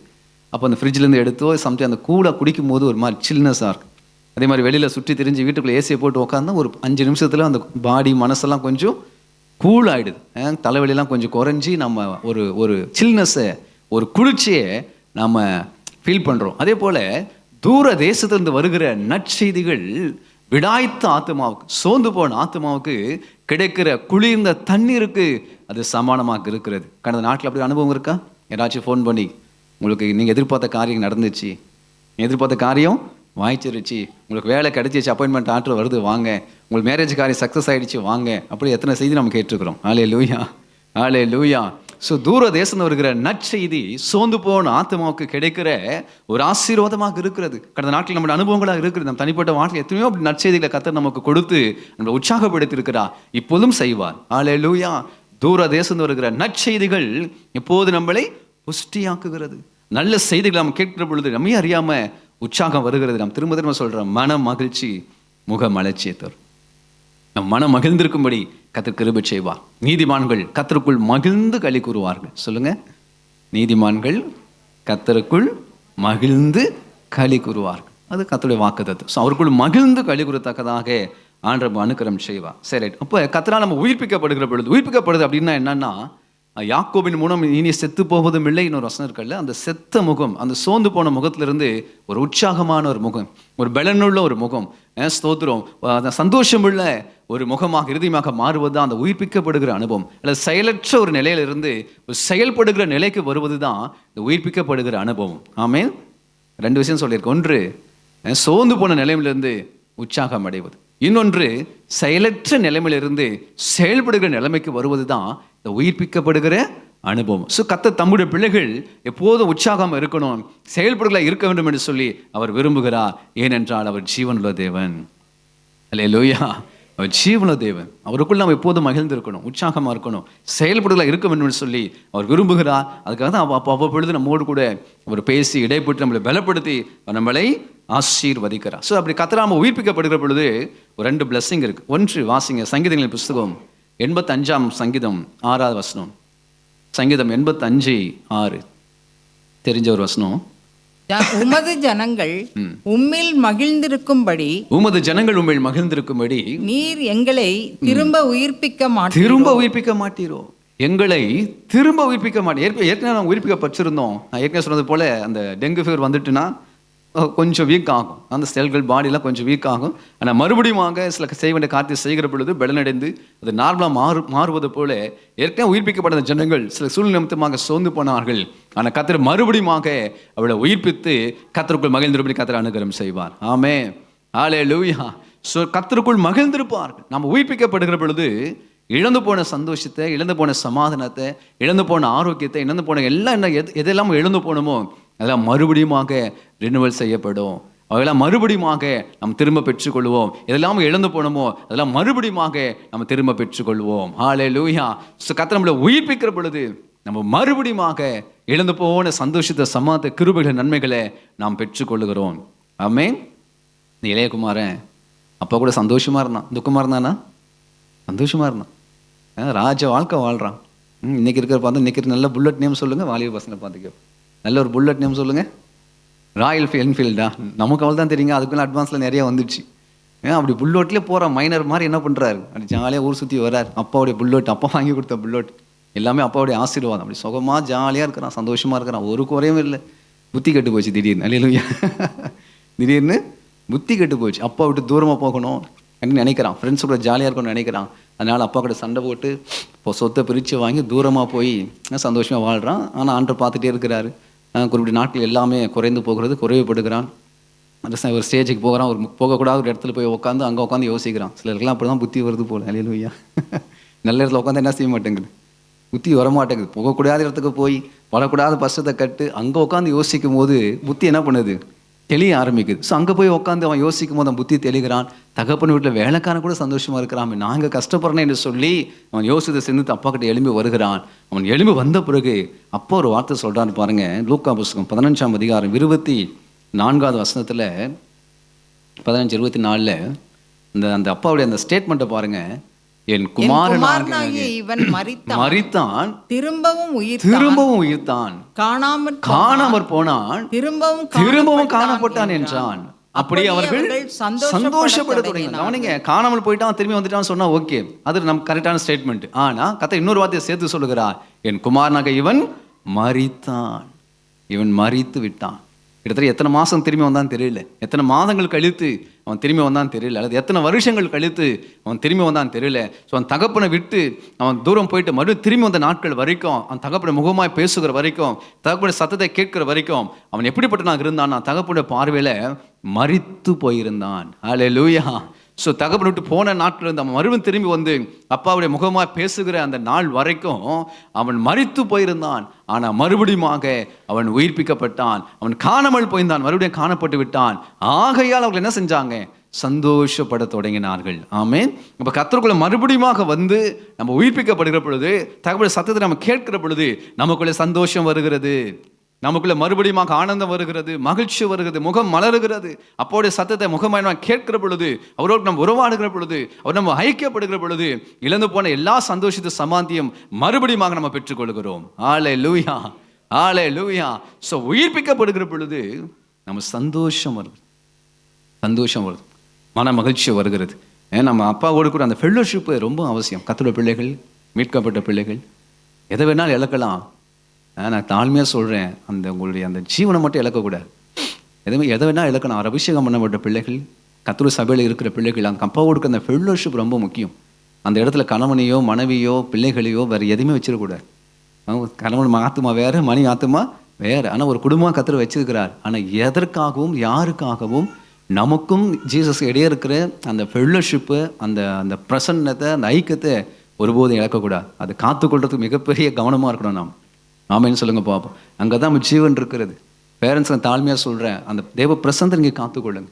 குடும்பத்தில் ரட்சிக்கப்பட்டவர்கள், அபிஷேகமான பிள்ளைகள், அந்த மீட்பின் அந்த அனுபவத்தில் இருக்கிறவங்க உங்களுக்கு கிருபை நீங்கள் காத்துக்கொள்ளுங்க. எத்தனை கோடி கொடுத்தாலும் அபிஷேகம் கிடைக்காது, எத்தனை கோடி கொடுத்தாலும் ரட்சிப்பு கிடைக்காது, எத்தனை கோடி கொடுத்தாலும் அந்த பரிசுத்தான் பெற்றுக்கொள்ள அந்த அனுபவம் நமக்கு கிடைக்காது. கர்த்தர் நமக்கு ஈவா தந்திருக்கிறார். நல்ல ஒரு ஆலயத்தை தந்து தேவ பிரசன்னம் நிறைந்த ஒரு ஆலயத்தை நமக்கு தந்திருக்கிறார். ஸோ அதை நீங்கள் காத்துக்கொள்ளணும், அதுக்கான ஜீவனை அர்ப்பணிக்கணும். ஆமேன்னு சொல்லுங்க பார்ப்போம். தேவோட பிரசன்னத்தை ஒருத்தர் காத்துக்கிட்டாலும் செக் பண்ணி பாருங்க, அவங்க மேலே மேலே வளர்ந்துக்கிட்டே இருப்பாங்க. ஒருவேளை ஸ்ட்ரகிள்ஸ் வந்தாலும் அவங்க ஆஸ்வதிக்கப்படுவான். ஆமேன். ஆண்டோடைய அந்த பிரசனத்தை காத்துக்கொள்றதுக்கு கவனமாக இருக்கணும். யாருக்காகவும் எதற்காகவுமே அந்த தேவனுடைய ஜீவன் அந்த பிரசனத்தை நம்ம இழந்து போகாதபடிக்கு ரொம்ப கவனமாக இருக்கணும். அல்லேலூயா. சத்ரு அந்த ஸ்தோத்திரம் லூக்கா 10ஆம் அதிகாரத்தில் ஒரு மனிதன் எருசலேம் இருந்து அவன் எரிக போகிற பொழுது அவன் கள்ளர் கையில் அகப்படுகிறான். அவன் அகப்பட்ட பொழுது முதலாவது சத்துரு கை வைத்த இடம் அவனுடைய வஸ்திரம். இல்லை எங்கே கை வச்சான்?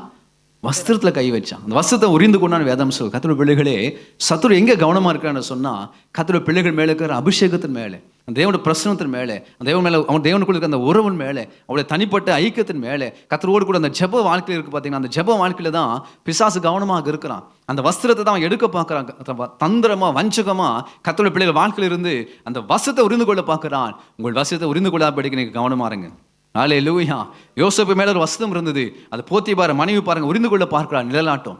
ஆதியாமத்தில் அந்த போத்திபார் மனைவி நிழலாட்டமாக இருக்கிறார். இந்த லூக்கா 10ஆம் அதிகாரத்தில் அந்த சமாரிய அந்த ஊமைகள் அங்கே நிழலாட்டமாக இருக்கிறது. ரெண்டும் ஒன்று தான். ரெண்டுமே கர்த்தர் கொடுத்த வெளியேறப்பட்ட ரட்சிப்பின் வஸ்திரத்தை உரிந்து கொள்வதற்கு சத்ரு போராடுகிறான், யுத்தம் பண்ணுகிறான். அங்கே யோசேப்பு தன்னை அவன் காத்து கொண்டான். ஆமென்.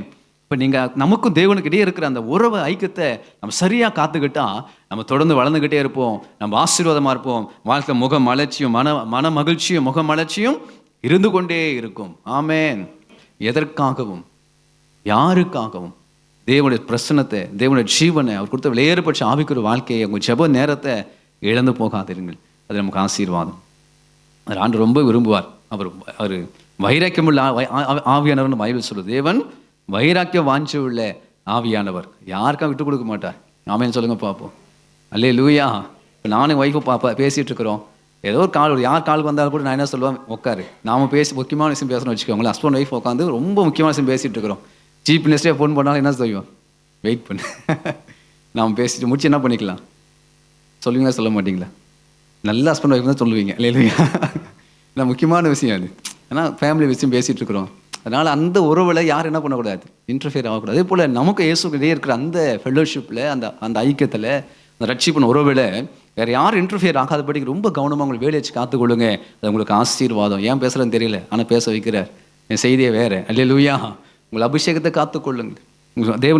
தேவன் கொடுத்துருக்க வஸ்திரத்தை காற்றுக்கொள்ளுங்கள். உங்களுக்கு கொடுத்த வெளியேறப்பட்ட ஆவிக்குரிய வாழ்வை காத்துக்கொள்ளுங்கள். உங்களுக்கு கொடுத்துருக்க கிஃப்டை நீங்கள் காத்துக்கொள்ளுங்க. அதில் வளருங்க. கர்த்தர் உங்களை ஆசீர்வதிப்பார். ஆமென்.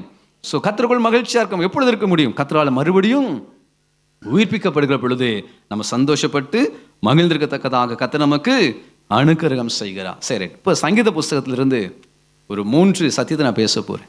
சங்கீத புஸ்தகத்திலிருந்து உயிர்ப்பிக்கப்படுகிற ஒரு 3 காரியங்கள், எந்த சூழ்நிலைகளிலே கர்த்தர் நம்மளை எப்படி உயிர்ப்பிக்கிறார் என்று சொல்லி ஒரு 3 சத்தியத்தை இந்த சாயங்கால வேளையில் நாம் ஜெபித்து நம்ம ஆஸ்வதிக்கப்பட போகிறோம். முதலாவது சத்தியம், சங்கீதங்களின் புஸ்தகம் 71ஆம் சங்கீதம் 20வது வசனம்.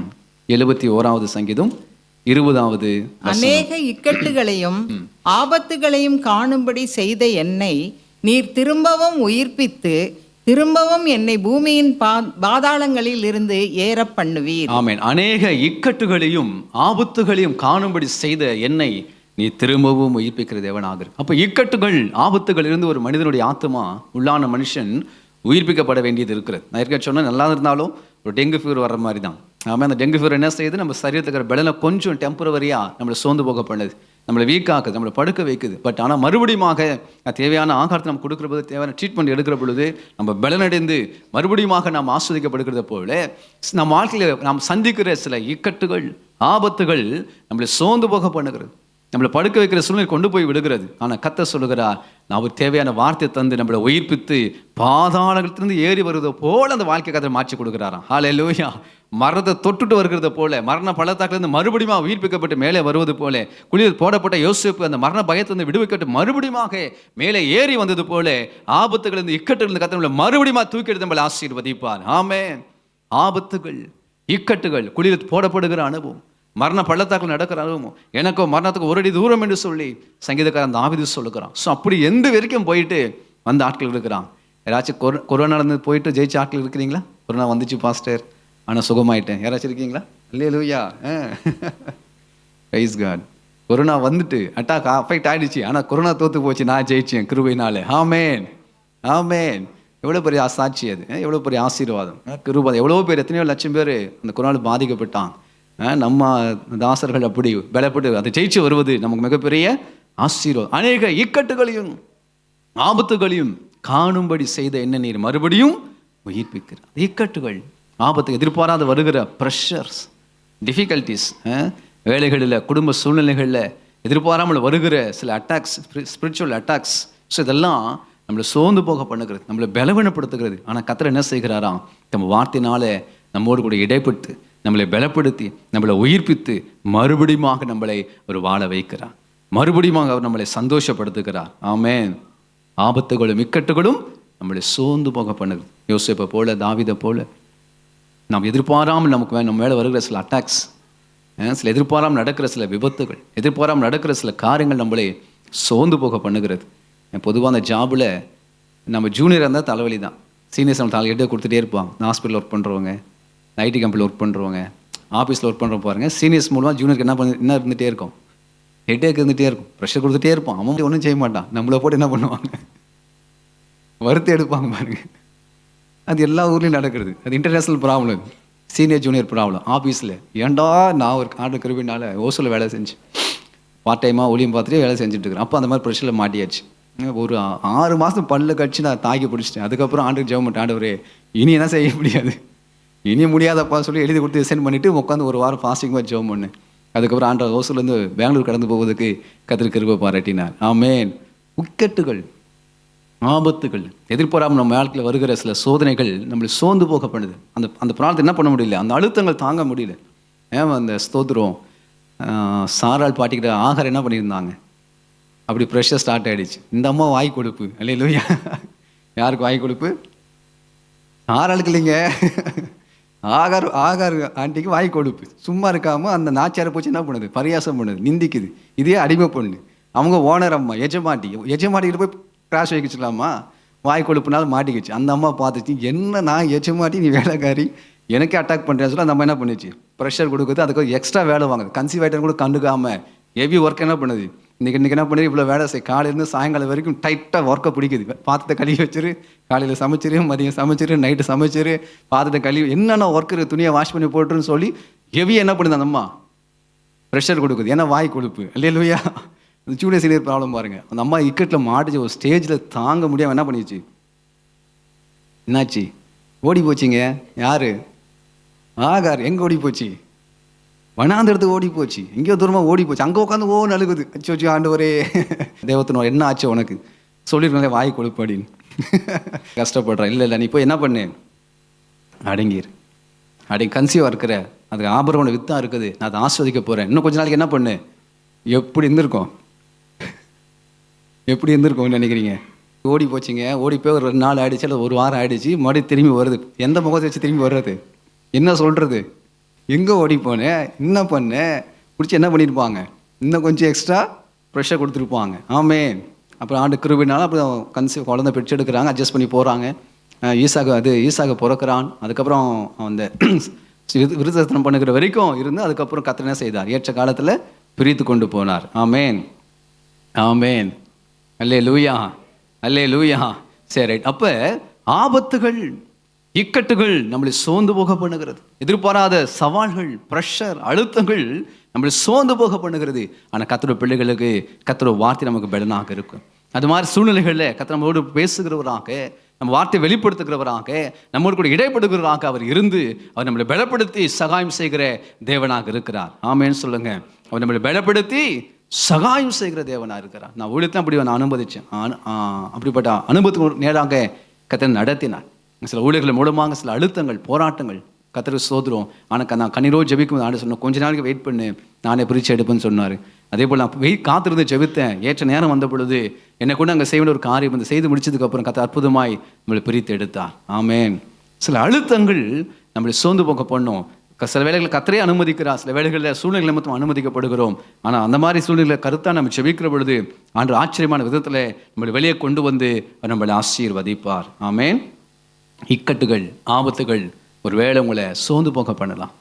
ஆனால் கர்த்தருடைய வார்த்தை மறுபடியும் உயிர்ப்பிக்கப்பட்டு அந்த ப்ரெஷர்லேருந்து நம்ம ரிலீஸ் ஆகும். அந்த சவால்களை எதிர்கொள்வது கர்த்தர் நம்ம பலன் தருவா. கர்த்தருடைய நடத்துதல் நமக்கு வரும், கர்த்தருடைய வார்த்தை நமக்கு நேராக வரும். அந்த எதிரான சூழ்நிலைகள், எதிர்காற்றுகள், சுழல் காற்றுகளை நம்ம மேற்கொண்டு நம்ம தேவசத்தில் நடப்பதற்கு, தொடர்ந்து நடப்பதற்கு தேவன் நமக்கு அனுக்கிரகம் செய்வார்.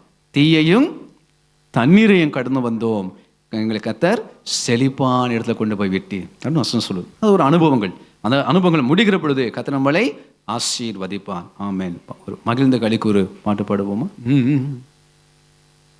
மகிழ்ந்து களிக்கூறு மகனே பயம் வேண்டாம், மகிழ்ந்து களிக்கூறு மகளே பயம் வேண்டாம், மன்னவன் இயேசு நம் நடுவில் பெரிய காரியம் செய்திடுவார். மன்னவன் இயேசு நம் நடுவில் பெரிய காரியம் செய்திடுவார். ஆமென். மகிழ்ந்து களிக்கூறு மகனே பயம் வேண்டாம், மகிழ்ந்து களிக்கூறு மகளே பயம் வேண்டாம், மன்னவன் இயேசு நம் நடுவில் பெரிய காரியம் செய்திடுவார். மன்னவன் இயேசு நம் நடுவில் பெரிய காரியம் செய்திடுவார். அப்பாவின் புகழை நீ பாடு, அதுவே உனக்கு சேப்பாடு. பாடுங்க. அப்பாவின் புகழை நீ பாடு, அதுவே உனக்கு சேப்பாடு. தப்பாமல் மகிழ்ந்து உறவாடு, எப்போதும் வாழ்வாய் சுகத்தோடு. தப்பாமல் மகிழ்ந்து உறவாடு, எப்போதும் வாழ்வாய் சுகத்தோடு. மகிழ்ந்து களிக்கூறு மகனே பயம் வேண்டாம், மகிழ்ந்து களிக்கூறு மகளே பயம் வேண்டாம், மன்னவன் இயேசு நம் நடுவில் பெரிய காரியம் செய்திடுவார். மன்னவன் இயேசு நம் நடுவில் பெரிய காரியம் செய்திடுவார். ஆமென். கர்த்தர் நம்மளை உயிர்ப்பிக்கிற பொழுது நம் மகிழ்ந்து களிக்கூறத்தக்கதாக அந்த காரியங்கள் இருக்கும். ஏற்ற நேரத்தில் ஏற்ற வார்த்தையில தந்து நம்ம சோர்ந்து போகாதபடிக்கு கர்த்தர் நம்மளை தூக்கி எடுத்து உயிர்ப்பித்து அவர் நம்மளை ஆசீர்வதிக்கிறார். கொஞ்சம். இரண்டாவது, அது சங்கீதங்களின் புஸ்தகம் 138 சங்கீதம் 7-8 வசனங்களை பார்ப்போம். சங்கீதங்கள் 138 சங்கீதம் 7-8 வசனங்கள் வாசிங்க. நான் துன்பத்தின் நடுவில் நடந்தாலும் நீர் என்னை உயிர்ப்பிப்பீர். என் சத்துருக்களின் கோபத்துக்கு விரோதமாக உமது கையை நீட்டுவீர், உமது வலதுகரம் என்னை ரட்சிக்கும். அடுத்த வசனமும், கர்த்தர் எனக்காக யாவையும் செய்து முடிப்பார். அந்த வசனத்துக்கு அப்புறம் இந்த வசனம் வருது. துன்பத்தின் நடுவில் கர்த்தர் நம்மளை உயிர்ப்பிக்கிறார், அது வலதுகரம் நம்மளை ரட்சிக்கிறது. ரட்சிக்கப்பட்ட பிறகு அவன் சந்தேகம் சொல்லுகிறான், கர்த்தர் எனக்காக யாவையும் செய்து முடிப்பார். அவர் கிருபை தம் கிருபையினால நமக்காக யாவையும் செய்து முடிக்கிற தேவனாக இருக்கிறார். செய்து முடிக்கிற தேவனா. துன்பத்தின் நடுவில் நடக்கிற ஒரு சீசன் இருக்கிறது. மழை காலம், கோடை காலம், இலையுதிர் காலம், இப்படி ஒரு சீசன் இருக்கிறத போல ஒவ்வொரு கர்த்தருடைய பிள்ளைகளுக்கும் ஒரு துன்பத்தின் நடுவில் நடக்கிற ஒரு சீசன் இருக்கிறது. அந்த சீசன் கொஞ்சம் கஷ்டம்தான். அந்த சீசனை கடந்து வருவதற்கு சில காரியத்தை நம்ம செய்ய வேண்டி இருக்கிறது. தேவன் அதுக்கேற்ற ஞானத்தை தந்து நடத்துவார். நம்ம துன்பத்தின் நடுவில் நம்ம நடக்கிற பொழுதும் சங்கீதக்காரன் பாடுகிறேன், கர்த்தாவே நீர் என்னை உயிர்ப்பிக்கிறீர். கர்த்தருக்கு ஸ்தோத்திரம். இந்த யோபு கதை அற்புதமான கதை இல்லை. யோபு நீதிமான், உத்தமன், தேவனுக்கு பயந்து பொல்லாப்பை விலகணும் கர்த்தரே சாட்சி கொடுக்கிறார். கர்த்தருடைய பார்வையில் யோபு யாரு? என்ன கவனிங்க. கர்த்தருடைய பார்வையில் யோபு, கர்த்தருடைய பார்வையிலே அவன் நீதிமான். நமக்கு நீதிமானா இருப்போம். நம்ம பார்வைக்கு நாம் நீதிமானா இருப்போம். அது மற்ற விசுவாசத்தில் கம்பேர் பண்ணி நம்ம நீதிமானா இருப்போம். அப்படியே இல்லை, தேவனே சாட்சி கொடுக்குற அந்த யோபு நீதிமான். ஸோ அவன் கர்த்தர் அந்த நீதிமான் அறிந்ததுனால சத்துரு அங்கே சோதிக்கிறான். அவங்க பிள்ளைகள் மறிக்கிறார்கள். மறித்தவனே அவன் சொல்லுவான், கர்த்தர் கொடுத்தார், கர்த்தர் எடுத்தார், கர்த்தர் நாமத்துக்கு. அப்படி லைஃப் லாங் சொன்னான்னு நினைக்கிறீங்க? 42 அதிகாரம் சோதரம் சொன்னான்னு நினைக்கிறீங்க? இல்லை. அவன் துன்பத்தின் நடுவில் நடந்தான். விசுவாசம், அவர் என்னை கொன்று போட்டாலும் விசுவாசம் விருப்பம் சொன்னால், நான் கொஞ்சம் இன்னைக்கு செய்திக்காக ஆயத்தப்பட்ட பொழுது கடந்த நாட்களில் சில ஆச்சரியமான சில சத்தியதாண்டு கற்றுக் கொடுத்தார். கொஞ்சம் கவனிங்க. நீங்களும் சரி, நானும் சரி, விசுவாசம் இருக்கிறது. யோபு போல அவர் என்னை கொன்று போட்டாலும் அவர் மேலே நம்பிக்கையாக இருப்பேன். அவர் பாதங்கள் பூமியோட நிற்கும். அந்நிய கண்கள் அல்ல, என் சொந்த கண்களே கர்த்தரை பார்க்கும் என்று சொல்லி ஒரு விசுவாசத்தை தேவன் நமக்கு தந்திருக்கிறார். ஆனாலும் அது மாத்திரம் இல்லாமல் இன்னும் சில காரியங்கள் வாழ்க்கையில் இருந்ததை நம்ம பார்க்க முடிகிறது. அதே யோபு புஸ்தகம் அவர் வாயில சொல்றாரு பாருங்க, 3ஆம் அதிகாரம் 1வது வசனம். இன்னைக்கு அதுதான் பேச போறேன். கொஞ்சம் கவனிங்க. நமக்குள்ள விசுவாசம் இருக்கிறது. கர்த்தர் நடத்துகிறார், கர்த்தர் ஆஸ்வதிப்பாருங்கிற நம்பிக்கை நமக்கு இருக்கிறது. அந்த நம்பிக்கையின் மத்தியிலையும் யோபு சொல்லுகிற சில விஷயங்கள் பாருங்க. யோபு 3:1 அதற்கு பின்பு யோபு தன் வாயை திறந்து தான் பிறந்த நாளை சபித்து என்ன பண்ணானா? சபிக்கிறான். என்ன பண்ண ஆரம்பிச்சிட்டாரு? பிறந்த நாளை அவர் துதிச்சார். நமக்கு தெரியும், கர்த்தர் கொடுத்தார், கர்த்தர் எடுத்தார், கர்த்தர் நாமத்துக்கு ஸ்தோத்திரம். அது முதல் அதிகாரம். 3ஆம் அதிகாரம் வரத்துக்குள்ள என்ன பண்ணிட்டாரு? சபிக்க ஆரம்பிச்சிட்டார். கர்த்தரை சபிக்கல, பரலோகத்தை சபிக்கல. நல்லா கவனிங்க, தான் பிறந்த நாள் என்ன பண்றாரு? ஏன் சபிச்சான்? துன்பம். ஏன் சபிச்சாரு? துன்பம். அந்த அவர் அந்த அந்த அந்த அந்த வேதனை போகிற பொழுது அந்த பெயின் தாங்க முடியாம, விசுவாசம் இருக்குது, கர்த்தரை நிச்சயமா நடத்துவார், சுகமாக்குவார். அவர் என்ன, அவர் கொன்று போட்டவர் மேலே நம்பிக்கையாக இருப்பேன், சிறையிருப்பேன், மாற்றுவார், நான் வாழ்ந்திருப்பேன், சுகித்திருப்பேன், எல்லாம் அவருக்கு தெரிகிறது. அவர் இருதயத்தில் அந்த வெளிப்பாடு இருக்கிறது, வெளிச்சம் இருக்கிறது. ஆனாலும் ப்ராக்டிக்கல் பெயின்குள்ள அவர் அந்த துன்பத்தின் ஊடாக அவர் கடந்து போன பொழுது வேதம் சொல்லுகிறது, அவர் துதித்தவர் தான், கர்த்தரை ஸ்தோத்தரித்தவர் தான். ஆனால் 3ஆம் அதிகாரம் வருவதற்கு முன்பதாக தான் பிறந்த நாளே அவன் சபிக்கத்தக்கதாக அந்த துன்பம் அவனை ஆட்கொண்டது. அந்த வலியினால, அந்த வேதனையினாலே கர்த்தரை துதித்த அந்த கர்த்தருடைய தாசன் இப்பொழுது தான் பிறந்த நாளை சபிக்கிறவனாக மாறிவிட்டான். ஆமென், அல்லேலூயா. நாம கூட பாருங்க, கர்த்தர் நம்மளை ஆசீர்வதிக்கும் போது கர்த்தருக்கு ஸ்தோத்திரம். சில துன்பங்களோட கடந்து போகிற பொழுது கூட நமக்கு ஒரு விசுவாசம் இருக்கிறது, கர்த்தர் நடத்துவார், கர்த்தர் மாற்றுவார், நான் வாழ்ந்திருப்பேன், சுகித்திருப்பேன் அப்படிங்கிற அந்த விசுவாசத்தை இருதயத்தில் இருக்கிறது.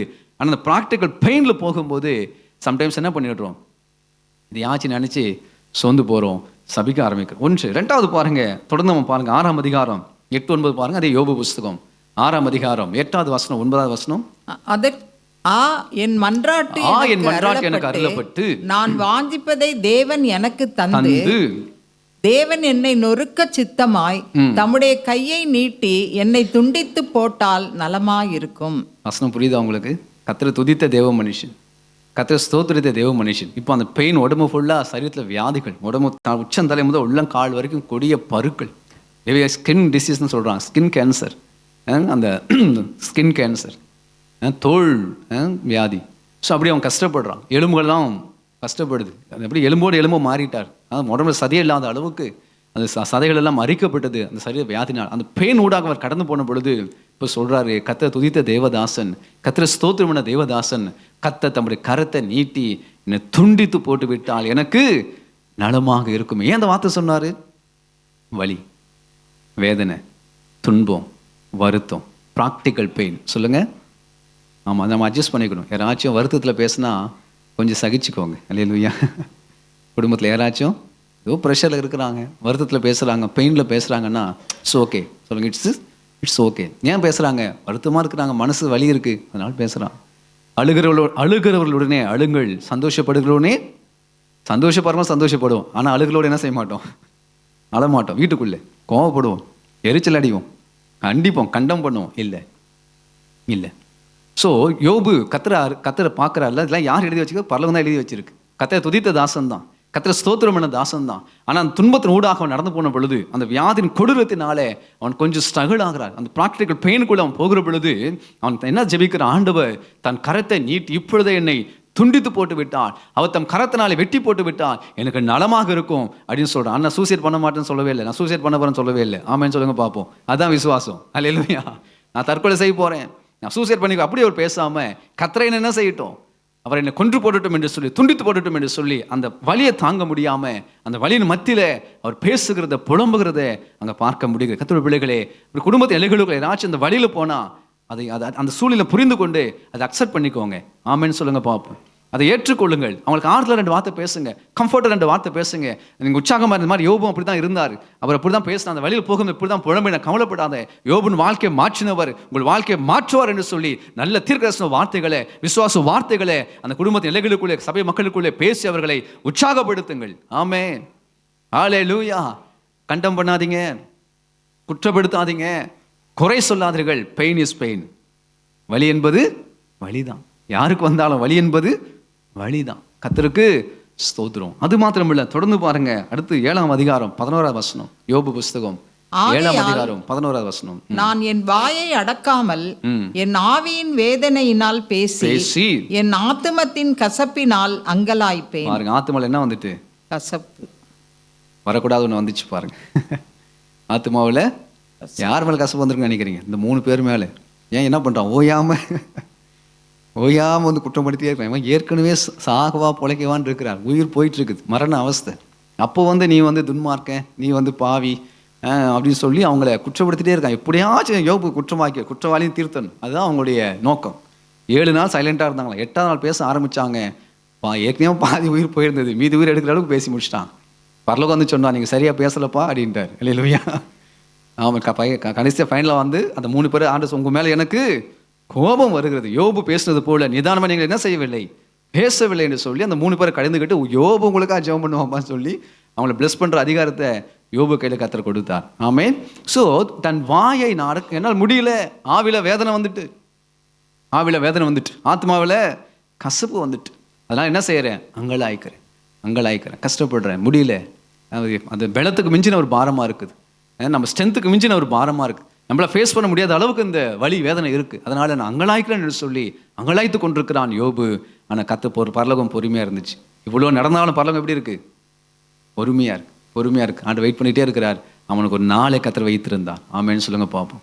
அவன் விடுவிக்கப்படுவதற்கு என்று, அவன் சிறைப்பை மாற்றுவதற்கு என்று கர்த்தர் ஒரு நாளை குறித்திருந்தார், ஒரு நேரத்தை குறித்திருந்தார். அந்த நேரம் வருகிற வரைக்கும் அங்கலாய்த்தது உண்மைதான், அழுதது உண்மைதான், என்னை துண்டித்து போட்டால் நலமா இருக்கும் என்று சொன்னது உண்மைதான். அந்த லாசரு உவமையில கூட மார்த்தாள் மரியாதை 3 நாட்கள் இரவும் பகலும் அழுகிறார்கள். ஆண்டவருக்கு தெரியும் அழப்போகிறாங்கன்னு தெரியும், கண்ணீர் வடிப்பாங்கன்னு தெரியும். ஆனால் வெயிட் பண்றார். 3ஆவது நாள் முடிச்சு அங்கே வந்து அங்கே ஒரு அற்புதத்தை அவர் செய்கிறார். ஸ்தோத்திரம். யோபின் வாழ்க்கையிலும் கூட அவன் கசப்பினால் அங்கலாய்க்கிறான், அவன் வேதனையால் அவன் பேசுகிறான், புலம்புகிறான், அவன் தடுமாறுகிறத பார்க்க முடிகிறது. கர்த்தருடைய பிள்ளைகளே, பரலோகம் காத்திருந்தது. நம்ம உடனே வந்து ப்ளஸ் பண்ணி நினைக்கிறோம்ல, சம்டைம்ஸ் அந்த வெளியே போகும்போது அடுத்த நிமிஷமே வந்து கர்த்தர் என்ன செஞ்சிடணும், தூக்கி விட வேண்டும் சொல்லி நினைக்கிறோம். அப்படி நடக்கிறது. நம்ம எதிர்பாராத ஐஸ்வர்யத்தை கர்த்தர் தருகிறார், எதிர்பாராத ஆசீர்வாதங்களை தருகிறார், எதிர்பாராத உயர்வுகளை தருகிறார், எதிர்பாராத நன்மையை தந்து அவர் மகிழ்விக்கிறார். அது ஒரு அனுபவம், இதுவும் ஒரு அனுபவம். ஆமென், அல்லேலூயா. அது ஒரு அனுபவம், இதுவும் ஒரு அனுபவம், இது ஒரு எக்ஸ்பீரியன்ஸ் தான். கர்த்தருக்கு ஸ்தோத்திரம். இது நம்ம கடந்து போக வேண்டி இருக்கிறது, எல்லாருடைய வாழ்க்கையில அல்ல, சிலரோட வாழ்க்கையில. ஆமென் சொல்லுங்க பாப்போம். எல்லாருக்கும் நடக்காது. யோபு போல விசேஷமாக அழைக்கப்பட்டிருந்தா தான் நடக்கும். பாருங்க, அமெரிக்காவில் வெளியேறப்பட்ட தேவ மனுஷன் சுட்டுக் கொல்லப்பட்டார். நாம் உயிரோடு தான் இருக்கிறோம். அல்லேலூயா. அவர் நமக்கு முன்னாடி எங்கே போயிட்டார், ரத்த சாட்சியா பரலோகம் போயிட்டார். நான் ஒன்றும் கஷ்டப்பட்டு தான் இருக்கிறோம். ஆமென்.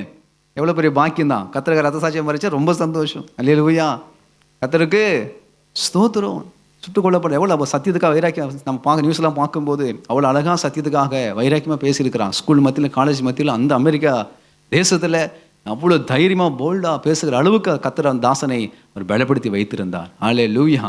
கர்த்தருக்கு ஸ்தோத்திரம். அப்போ எல்லா நேரத்திலும் அல்ல, எல்லாருக்கும் அல்ல, ஒரு சிலருக்கு மற்ற ஒரு வேளை அந்த வழி ஊடாக போகிற பொழுது ஆவின் வேதனையால் பேசக்கூடும், ஆத்மத்தை கசப்பினாலே அங்கலாய்க்கக்கூடும். பரவாயில்ல, கர்த்தர் உங்களுக்கு நேரம் கொடுக்கிறது, கர்த்தர் தம் கிருபை கொடுக்கிறா.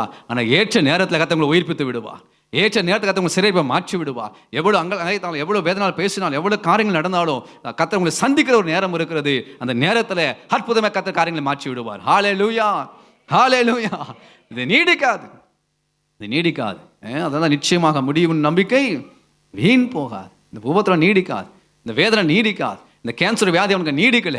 அந்த கர்த்தர் அந்த மாற்றுவதற்கு நேரத்தை வைத்துதான். யோபு 42ஆம் அதிகாரத்தில் கர்த்தர் தொடுகிறார், அங்கே அற்புதமாக சுகம் அடைகிறான்.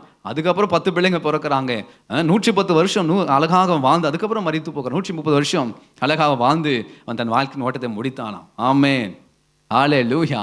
ஒரு மாறாவுக்கு அப்புறம் ஒரு மதுரம், ஒரு மாறாவின் கசப்பான அனுபவத்துக்கு அப்புறம் ஒரு மதுரமான நீரூற்றின் அனுபவத்தை இந்த யோபின் வாழ்க்கையில் கர்த்தர் தந்து ஆசீர்வதித்தான். கர்த்தருடைய பிள்ளைகள் ஒருவேளை சில வேளைகளில், சில நாட்களில் ஒரு மாறான் ஊடாக கடந்து போகலாம், ஆவின் வேதனைக்குள்ள இருக்கலாம், ஆத்மா கசப்புனால் நிறைஞ்சிருக்கலாம், எதிர்பார்த்த காரியம் வாய்க்கல, எதிர்பார்த்த நன்மைகளை கிடைக்கல, ஜெபத்துக்கு பதில் வரல. பரவாயில்ல, காத்திருங்க.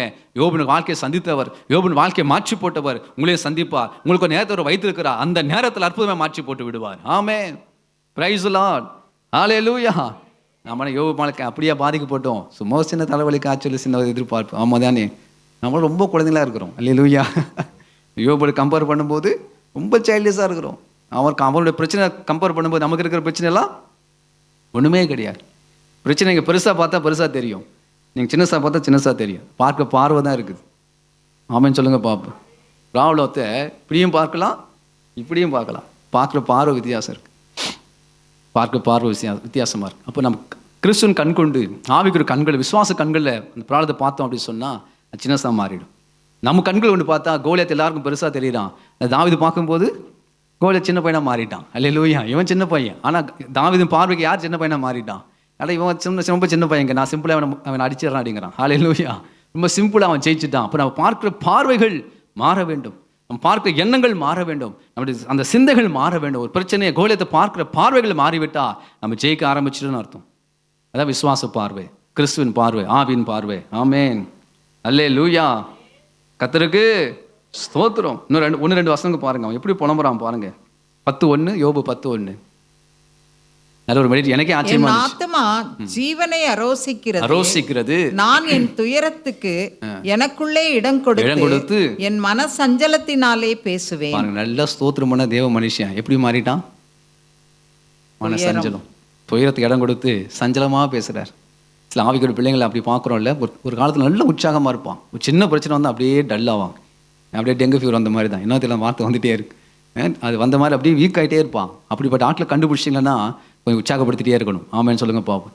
ஸ்பிரிச்சுவல் லைஃப்பில் வீக் ஆகிறான்னா டக்குன்னு அவங்களை கொஞ்சம் கேர் எடுக்கணும், கொஞ்சம் டக்குன்னு அவங்களோட உட்காந்து பேசணும். அவங்களை அப்படியே விட்டுறக்கூடாது, விட்டுங்கன்னா அப்படியே டல்லாயிடுவாங்க, அவன் அப்படியே சோர்ந்து போய்டும். விடவே கூடாது. கற்றுங்க பார்த்துட்டே இருக்கும் சபையில். யார் வீக் ஆகிறான்னு பார்த்துட்டு தெரிஞ்சிச்சு அப்படின்னு சொன்னால் அவங்களோட விசுவாச பிள்ளைகள் கர்த்தருடைய தாசர்கள் நேரத்தை செலவிட்டு அவங்களை உற்சாகப்படுத்தி பலப்படுத்தி மறுபடியும் எப்படியாச்சும் தூக்கி நிப்பாட்டிடணும். ஆமென். ஹல்லேலூயா. நான் என் துயரத்துக்கு எனக்குள்ள இடம் கொடுத்து என் மன சஞ்சலத்தினால பேசும். இப்போ மன சஞ்சலம் வந்துட்டு ஏற்கனவே ஆவில வேதனை வந்துட்டு, ஆத்மாவில் கசப்பு வந்துட்டு, அங்கலாய்ப்பு வந்துட்டு, கத்தனை துண்டிச்சு போட்ட நலமா இருக்குன்னு சொல்றான். இப்போ என்ன வந்துட்டு? மனத்தில் சஞ்சலம் வந்து விட்டுது. கடைசியாக ஒரு காரியம், அதே யோபு புஸ்தகம் 13:26. மகா கசப்பான தீர்ப்புகளை என் பேரில் எழுதுகிறீர், என் சிறுவயதின் அக்கிரமங்களை எனக்கு பலிக்க பண்ணுகிறீர். பொதுவா ஒரு காரியம் நடக்கலைன்னா இப்படியெல்லாம் என்ன வரும் பாருங்க. ஒரு பிளெஸ்ஸிங்காக காத்திருக்கிறீங்க, ஒரு நன்மைக்காக காத்திருக்கிறீங்க, காலதாமதாகன்னா உட்காந்து யோசிப்போம், என்ன பாவம் பண்ணான்னு தெரியலையே, எங்கள் அப்பா என்ன பாவம் பண்ணாருன்னு தெரியலையே, எங்கள் தாத்தா என்ன பாவம் பண்ணாருன்னு தெரியலையே, கடந்த அப்படி ஒன்றும் பாவம் பண்ண மாதிரி நமக்கு நம்ம எண்ணத்துக்கு தெரியலையே, ஏன் தான் அந்த காரியம் லேட் ஆகுதுன்னு தெரியலையே, தாமதமாகிறதே அப்படி சொல்லி நம்ம என்ன பண்ணுவோம்? யோசிக்கிறீங்களா இல்லையா? எல்லாரும் யோசிக்கிறோம். ஸோ யோபு எங்கே போயிட்டான்னா உட்காந்து யோசிக்கிறாங்க, ஏன் தான் அந்த வியாதி வந்துச்சுன்னு தெரியலையே, இப்படி ஒரு மரண வியாதி வந்துச்சுன்னு தெரியல, ஒரு வேளை கத்தனா சிறுவயது அக்கிரமம் என்ன செய்கிறார், பழிக்க பண்ணுகிறாரோ என்று சொல்லி அவன் யோசிக்கிறான். இதெல்லாம் யோசனை ஏன் வருதுன்னா, பிரச்சனைகள் மத்தியில் துன்பத்தின் நடுவில் நடக்கிற பொழுது தான் இப்படிப்பட்ட எண்ணங்கள் வருகிறது. எதிர்பார்த்து காத்திருக்கிற தெய்வீக டிவைன் ஹீலிங், எதிர்பார்த்து காத்திருக்கிற ஆசீர்வாதங்கள், எதிர்பார்த்து காத்திருக்கிற நன்மைகள் நடக்காதபடினால பல விதத்தில் உட்காந்து அவன் யோசித்து கொண்டே இருக்கிறான். இதெல்லாம் யாரும் பார்த்துக்கிட்டே இருக்கிறா? பரலோகமும் பார்த்துக்கிட்டே இருக்குது, தேவனும் பார்க்கிறா, நமக்கும் நம்ம காட்டி கொடுக்குறா. இப்படிலாம் யோபு யோசித்தான் பாருங்க. ஏன் காட்டி கொடுக்குறாருன்னா, நீங்களும் யோசிக்கக்கூடும். அல்லேலூயா. இந்த சத்தியம் எதுக்காக பேசப்படுது? நீங்களும் அப்படி யோசிக்கக்கூடும், வாய்ப்பு இருக்கு, சான்ஸ் இருக்கு. அதனால தான் கர்த்தர் பேசிட்டு இருக்கிறாரு. அப்படி பேசிட்டு அப்புறம் சொல்றாரு, அப்படியெல்லாம் யோசித்தான், ஆனாலும் கர்த்தர் அவனுக்கு ஒரு நல்ல நேரத்தை வைத்திருந்தான், அவனுக்குன்ற ஒரு காலத்தை வைத்திருந்தான், அவனுக்கு அடுத்து இன்னொரு லைஃபை கர்த்தர் வைத்திருந்தா, அதை அவன் அறியாது இருந்தான் என்று சொல்லியும் தேவன் நமக்கு கற்றுக் கொடுக்குறான். நான் தேவையில்லாமல் யோசிச்சு செஞ்சு நீங்கள் டயர்டாகாமல் சோர்ந்து போகாமல் விசுவாச கண்களை கொண்டு பிரச்சனைகளை பார்த்து ஜெயம் கொள்ளுங்கள் என்று கர்த்தர் பேசி கொண்டிருக்கிறான். ஆமென். சோர்ந்து போகாமல் இந்த சூழ்நிலை இருந்தும் நான் யோபுவை மீட்டெடுத்து விட்டேன், அவ்வளோ பெரிய கொடிய வியாதி இருந்தும் அவனை சுகமாக்கி விட்டேன், இவ்வளோ கடினமான எண்ணங்களுக்குள்ளாக அவன் கடந்து போயிருந்தோம், இவ்வளோ அங்கலாய்த்தும் அவன் மன சஞ்சலப்பட்டும் வேதனை அடைந்தும் கஷ்டப்படைந்தும் கூட அவன் மறுபடியுமாக அவனை உயிர்ப்பத்தை ஆசீர்வதித்து விட்டேன், உங்களுக்கும் அப்படியே செய்வேன். அதான் நற்செய்தி. அல்லேலூயா. உங்களுக்கு அப்படியே செய்வேன், சோர்ந்து போகாதீங்க, சோர்ந்து போகாதீங்க, அவங்களையும் உயிர்ப்பிப்பேன் என்று சொல்லி தான் கர்த்தர் நம்மோடு கூட ஒரு பேசி கொண்டிருக்கிறார். அதனால தயவு செஞ்சு யோசிங்க, நான் எக்ஸ்ட்ரீமாக யோசிக்காதீங்க. நான் பேசுறது புரியுதா? யோசிங்க, ஆனால் ஒரேடே எக்ஸ்ட்ரீமாக நெகட்டிவாக போய் என்ன பண்ணிடாதீங்க, யோசித்து மூழ்கி போயிடாதீங்க, அதில் அமிழ்ந்து போய் விடாதீர்கள், அதில் இருந்து வெளியே வந்து விடுங்கள் என்று தேவன் நமக்கு கற்றுக் கொடுக்கிறார். என் சிறுவன் அக்கிரமத்தெல்லாம் பழிக்க பண்ணுறாரோ, இது தப்பா ரைட்? அவன் சொன்னது, ஆண்டவனை பார்த்து சொன்னார், அவன் நீதிமான், அவன் உத்தமன், அவன் பரிசுத்தவான். யார் சாட்சி கொடுத்துட்டான்? தேவனே சாட்சி கொடுத்து. இவன் என்ன நினைக்கிறான்? ஆண்டவன் பாவத்தை பழிக்க பண்றாரு. மேட்ச் அவ்வளோ பாருங்க. பரலோகம் சொல்லுது யோபு நீதிமான், யோபு சொல்றான், ஐயோ ஆண்டவன் பாவத்தை பழிக்க பண்றாரு, அதனால தான் என் வியாதி சுகமாகலை, ஆண்டவன் பாவத்தை பழிக்க பண்றாரு, அதனால தான் எதிர்பார்த்த காரியம் வாய்க்கல, ஆண்டவன் பாவத்தை பழிக்க பண்றாரு, அதனால தான் நான் ஆஸ்வதிக்கப்படல, ஆண்டவன் பாவத்தை நினைப்புற்றாரு, அதனால தான் ஆஸ்வதிக்கப்படல. இதெல்லாம் தவறான எண்ணங்கள். புரிஞ்சுங்க? ஆமென்னு சொல்லுங்க பாப்போம். யோபு பாதிக்கப்பட்டது பாவத்தினால் அல்ல, சத்ருவனால். அல்லேலூயா.